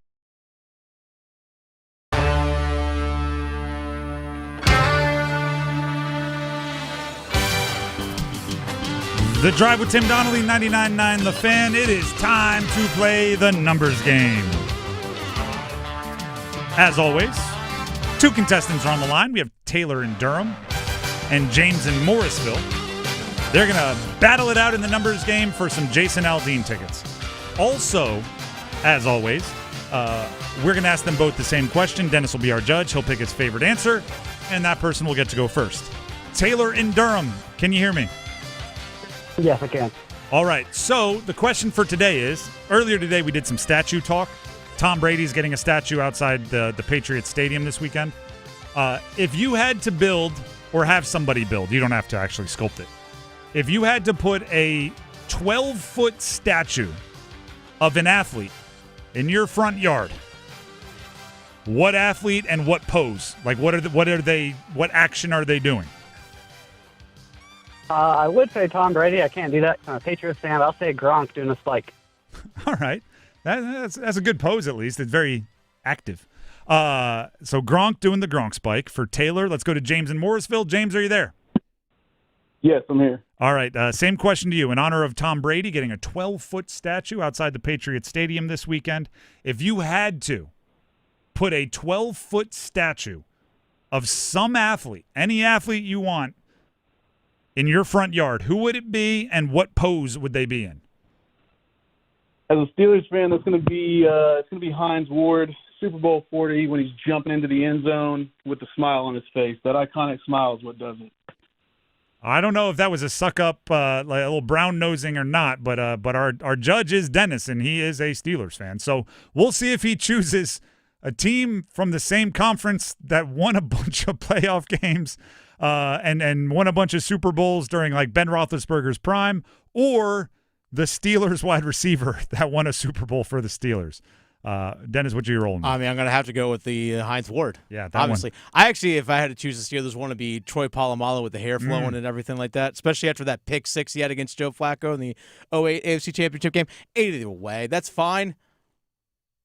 So that would have been, 2 years before Joe Flacco had the best postseason run in the history of quarterbacking? No. 3? Something like that. I don't know. Just had to defend my blue hen a little bit. James in Morrisville will get to go first. Taylor in Durham, you will have your chance. You just have to stay on hold for a second. James, are you ready to pick a category? Yes, sir, I am. All right. The categories are NFL early August birthdays, so players born in early August. NFL players that played with Deion Sanders at some point in their career or another. So they're teammates of Deion. NBA players with early August birthdays that are also active players, or NHL Hurricanes only. Let me do the NFL August birthdays, please. Okay. I'll give you the team and the player. Give me the jersey number as quickly as you can. 30 seconds on the clock. 1 pass if you need it. Do you have any questions before we get started? No, sir. All right. Your time will start when you hear the horn. Kyler Murray, Arizona Cardinals. 1. Correct. Jamarcus Russell, Oakland Raiders. 2. Correct. Todd Gurley, Los Angeles Rams. 26. Incorrect. Laramie Tunsil, Houston Texans. 78. Correct. CJ Spiller, Buffalo Bills. Oh, that's a 9. Incorrect. Todd Gurley, Los Angeles Rams. 28. Incorrect. CJ Spiller, Buffalo Bills. 13. Incorrect. Todd Gurley, Los Angeles Rams. 20. You were stuck in the 20s with Todd Gurley. It was 30 is what we were looking for. 30 with the Rams. CJ Spiller, ironically, because he gets 28 for Gurley, Spiller was 28 with the Bills. So you were kind of in the right neighborhoods, just didn't quite get there. But you got 3. Very solid, very respectable number. Stay on the line. We'll see if it's good enough for the win, okay? That brings us to Taylor and Durham. Taylor, are you ready to pick a category? Yes. Is anyone else hearing that? Like, it sounds like a bug zapper is going on. Is that just my headphones? All right, that's just my headphones. Sounds good. Taylor, are you ready to pick a category? Yes. All right. NFL players that were teammates at one point and another with Deion Sanders, NBA players that are active and were born in early August, or NHL Hurricanes only? The NFL Deion Sanders. All right. I will give you the team and the player. Give me the jersey number as quickly as you can. 30 seconds on the clock. One pass if you need it. You need at least 4 for the win. Do you have any questions before we get started? Nope. All right. Your time will start when you hear the horn. Jamal Lewis, Baltimore Ravens. 37. Incorrect. Andre Rison, Atlanta Falcons. 80. Correct. Brad Johnson, Washington Redskins. 8. Incorrect. Jamal Lewis, Baltimore Ravens. Pass. Brent Jones, San Francisco 49ers. 90. Incorrect. Brad Johnson, Washington Redskins. 10. Incorrect. Jamal Lewis, Baltimore Ravens. 74. Incorrect. Brent Jones, San Francisco 49ers. 12 for fun. Nope. Sorry. For Jamal Lewis, we were looking. He got one. You avoided the shutout. I think that was a premature and or overly aggressive buzzer at the end. Well, that's what you said. Nope. Well, it's just okay. Maybe I was too aggressive. Either way, Jamal Lewis, we were looking for number 31 with the Ravens when he ran for 2,000 yards in a season. Brad Johnson with Washington was number 14, and Brent Jones with the Niners was 84 or 88. We would have accepted either. You did get Andre Rison, though, to avoid the shutout. Not enough for the win, but hopefully you had some fun. Yeah, thank you, guys. Thank you. That means James in Morrisville. James, hopefully you are smiling like Heinz Ward. All right. There you go. Stay on the line, and Dennis will grab the info he needs to make sure you get your Jason Aldean tickets. That is the numbers game, everybody, and I think that shows you how hard it is to get a perfect score. Oh, by the way, if you've had a perfect score in the last year up until this week, you have an invite, and hopefully you've RSVP'd because the second annual Numbers Game Live, presented by Sharky's Sports Bar and Grill, takes place later this month, Thursday, August 21st, where the perfect score players will battle the clock and each other at the Hilton Raleigh North Hills, a fabulous hotel for all your needs. They'll battle it out to become the ultimate numbers game champion. You can watch, you can join in on the fun, you can join in on the comment section as we crown our champion live on YouTube on the 21st. It'll be a live stream right there on our YouTube channel, so go ahead and follow it now, 99.9 The Fan. Search for it, subscribe, like it, comment it, do all those sorts of things. All the videos we produce. That's also the location online for our Numbers Game live YouTube stream. Special thanks to On-Site AV, a full-service event production company, for supplying the sights and sounds of Numbers Game Live, August 21st. And if you're going to jump in the comment section and make fun of people for their guesses, or maybe you're doing it right now, going, how in the world did he not know? Just know that it's more difficult than it seems. The Numbers Game, I have learned, is 100% one of those games that when you're sitting in your car just listening, or when you got it playing on the smart speaker and you're just playing along, it seems easy. Oh, I know that guy. Oh, I know that guy. As soon as you jump on air, you got the music playing, it's speeding up a little bit, I'm throwing names at you. It's much more difficult to be as calm, cool, and collected as you think you'd be. So if you want to talk trash, call in. We do it every single day, right about 5:30. Tomorrow will be your last day to win Jason Aldean tickets. So if you want to see Jason Aldean later this month, you're going to have to call in tomorrow. The Drive with Tim Donnelly, 99.9 The Fan, will be back and looking at one of the more interesting position battles on the defensive side of the ball for the Carolina Panthers after this. Hello, I'm Jen, and I work in the service department with Newcomb & Company in the Triangle. I've worked at Newcomb & Company for over a decade and can tell you firsthand our comfort contract is hands down the best way to stay worry-free and comfortable in your home. In fact, the program works so well, we have over 4,000 customers who use it. Folks love it because when you sign up for the comfort contract, you get the best service Newcomb offers. We prioritize contract members with same-day service, priority scheduling, and emergency after-hours calls, so there's no waiting when your system needs help. On top of that, Newcomb & Company is a proud independent Trane dealer. We back exceptional Trane products with our expert service, and we treat your home like it's our own. It's hard to stop a Trane, and it's hard to beat Newcomb & Company service. Call 919-862-3000 or visit newcombandcompany.com to learn more about our comfort contract. Newcomb & Company, your comfort is our business. Actual price will depend on product and subscription plan. Featured products are compounded drug products, which the FDA does not approve or verify for safety, effectiveness, or quality. Prescription products require an online consultation with a healthcare provider who will determine if appropriate. See website for details, restrictions, and important safety information.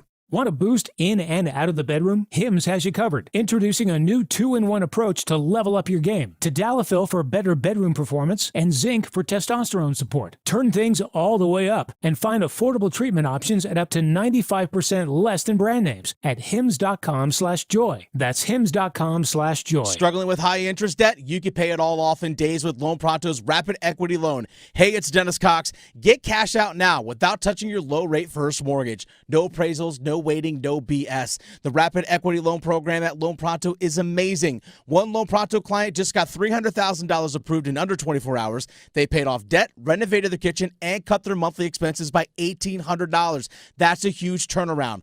Loan Pronto, instant approvals, low rates, no hard credit pull up front. Listen, your home equity is yours. Use it. Get cash to consolidate your debt down to one easy low monthly payment. Call Loan Pronto now for a free instant appraisal for your home and see how much cash you can get today. Loan Pronto is A+ rated by the BBB and have nearly 2,500 5-star Google reviews. Their service is off the charts. Call now to start the conversation. 919-381-1760, loanpronto.com. 919-381-1760. Get debt relief now. Loanpronto.com. Equal housing lender. NMLS 1661781 on approved credit. NMLSconsumeraccess.org. Young under center. Here's the snap. Play fake. Rolling right. Throws back of the end zone. Tommy Tremble. Center cut. Wide open. Touchdown, Carolina.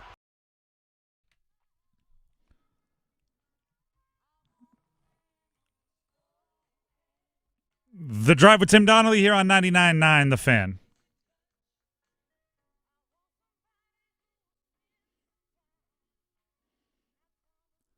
Is the Little League Softball World Series also going on? Yeah, it's out in Greenville.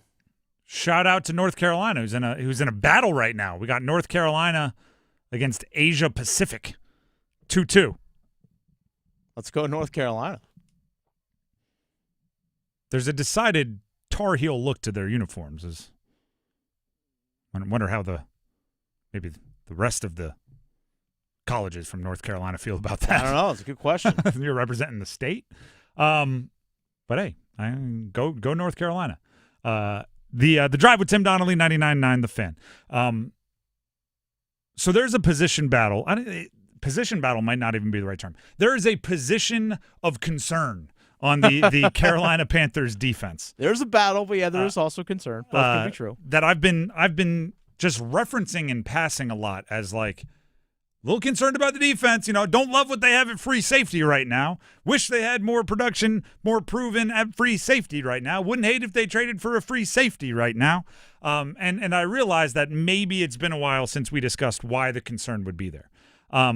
Right now, Nick Scott is on the top of the unofficial depth chart at the safety position opposite of Trevon Merrick. Now, Merrick, good, okay?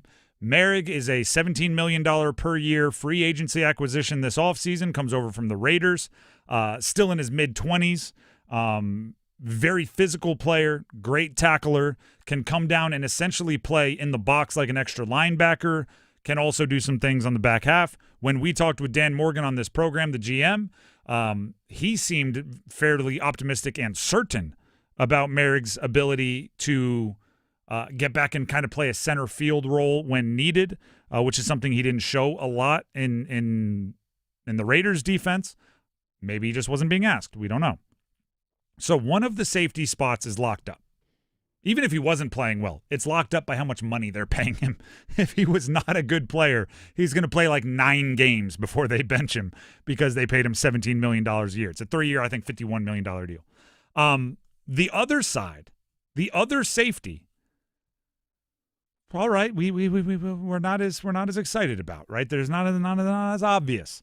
And there's kind of three options for who's going to get the reps at that other safety spot. And they could not be more different, okay? Nick Scott is the one currently listed at the top of their unofficial depth chart, which doesn't mean much, but it's a place to start. He is let's see here, seventh-year player. He played 5 years with the Los Angeles Rams, 1 year with Cincinnati, and then last year he was a member of the Carolina Panthers defense. That doesn't give you much, okay? Last year, the Carolina Panthers defense was historically bad. So, like, seniority in this case shouldn't come with very much weight, right? I was on the team last year. Great. That does not mean your job is secured at all. He did play 10 games, started 4, 30 tackles, 2 passes defensed. Yeah, mostly special teams guy. Didn't do much, but he, again, started 4 games, mostly due to injury, but he's been out there. So you kind of have like a journeyman-style veteran. Then you have Damani Richardson. Damani Richardson last season was a pleasant surprise as an undrafted rookie free agent that, again, due to injury, ended up playing a decent amount down the stretch. And it was very much that's actually pretty good. Like, that was the response to Damani Richardson's rookie year, right? Because undrafted rookie free agents do not come in with the assumption that they're going to go out there and even look like NFL players. So he went in there and was like, oh, no, actually, I didn't hate that. It was decent. And that's a very, very big positive compliment to an undrafted rookie free agent thrown into the fire due to injury. Then there's Lathan Ransom. He is a 4th-round pick safety out of Ohio State. He was one of the leaders of last year's national championship college football team.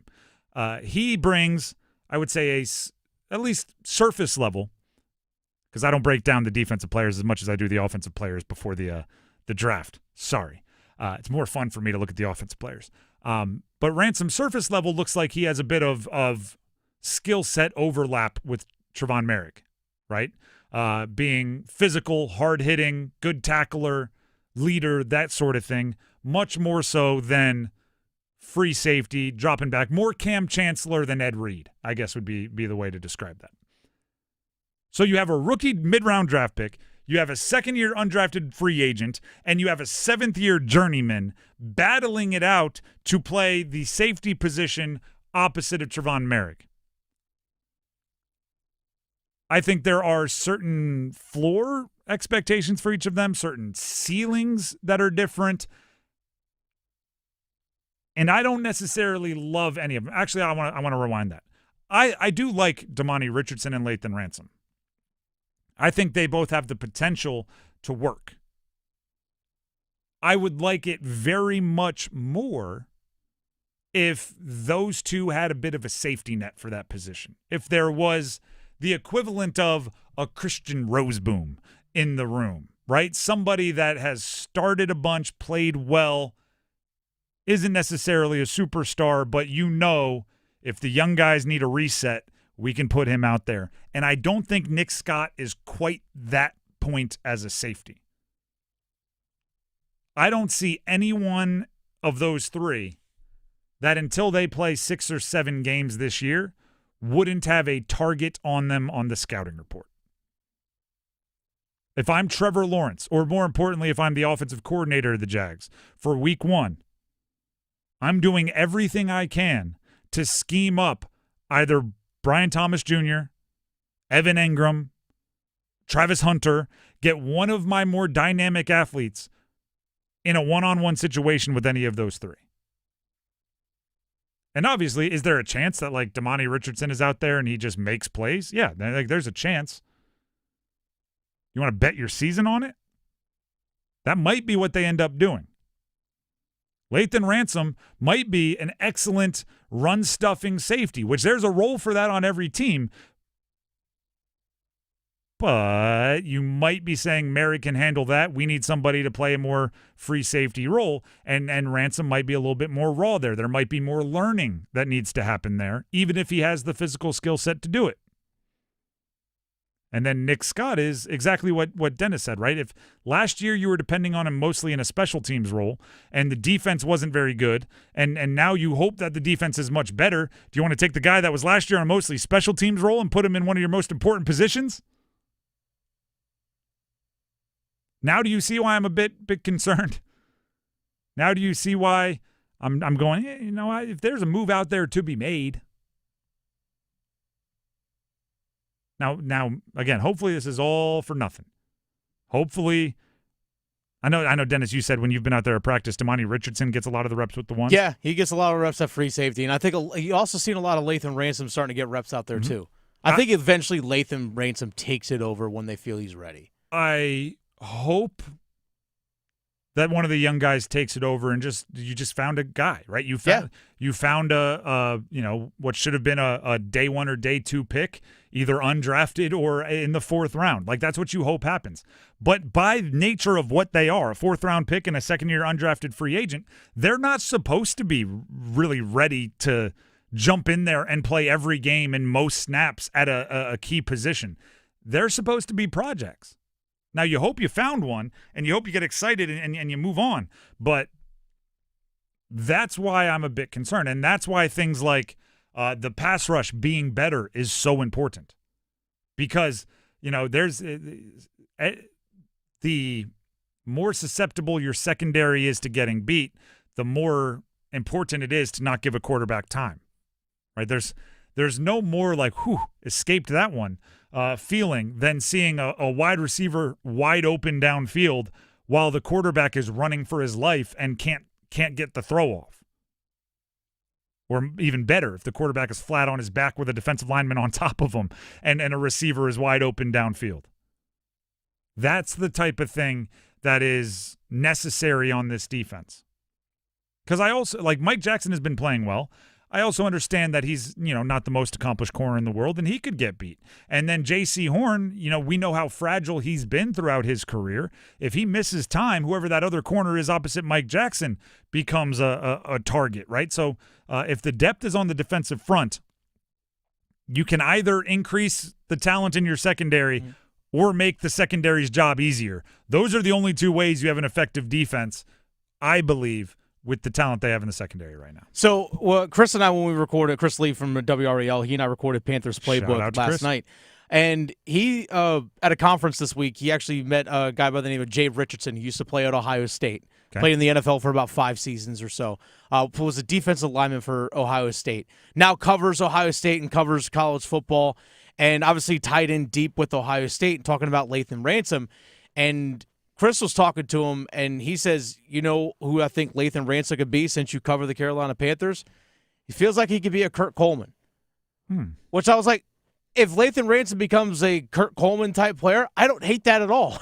I don't hate that one bit. No, I mean, Kurt Coleman, he was in the league a while. Yeah, for a long time. Played with the Panthers between 2015 2017, so he's part of that really strong defense when they went to the Super Bowl in 2015. He was a one-time Pro Bowler. Yeah, I would not – if that's what Lathan Ransom becomes, I don't hate that one bit. I'm looking at it. Well, I mean, his three best years were with Carolina. That's actually kind of unreal looking at his stats. He started 15 games in 12 games with Carolina. Which are 2 of his 5 most played games, tackles leading, interceptions leading, all that kind of stuff.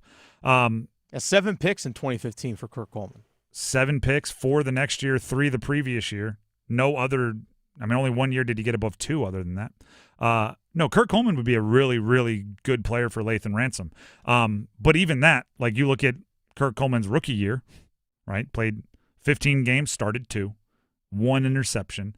I would like it very much if Ransom could be brought along slowly and develop into that, which I'm not sure happens. I think it might be, if Damani Richardson struggles, it might be 3rd game. Oh, by the way, Ransom, you're playing 75 snaps a game. Good luck. And listen to Merrick. He'll yell what you're supposed to do at you. And that's scary for me.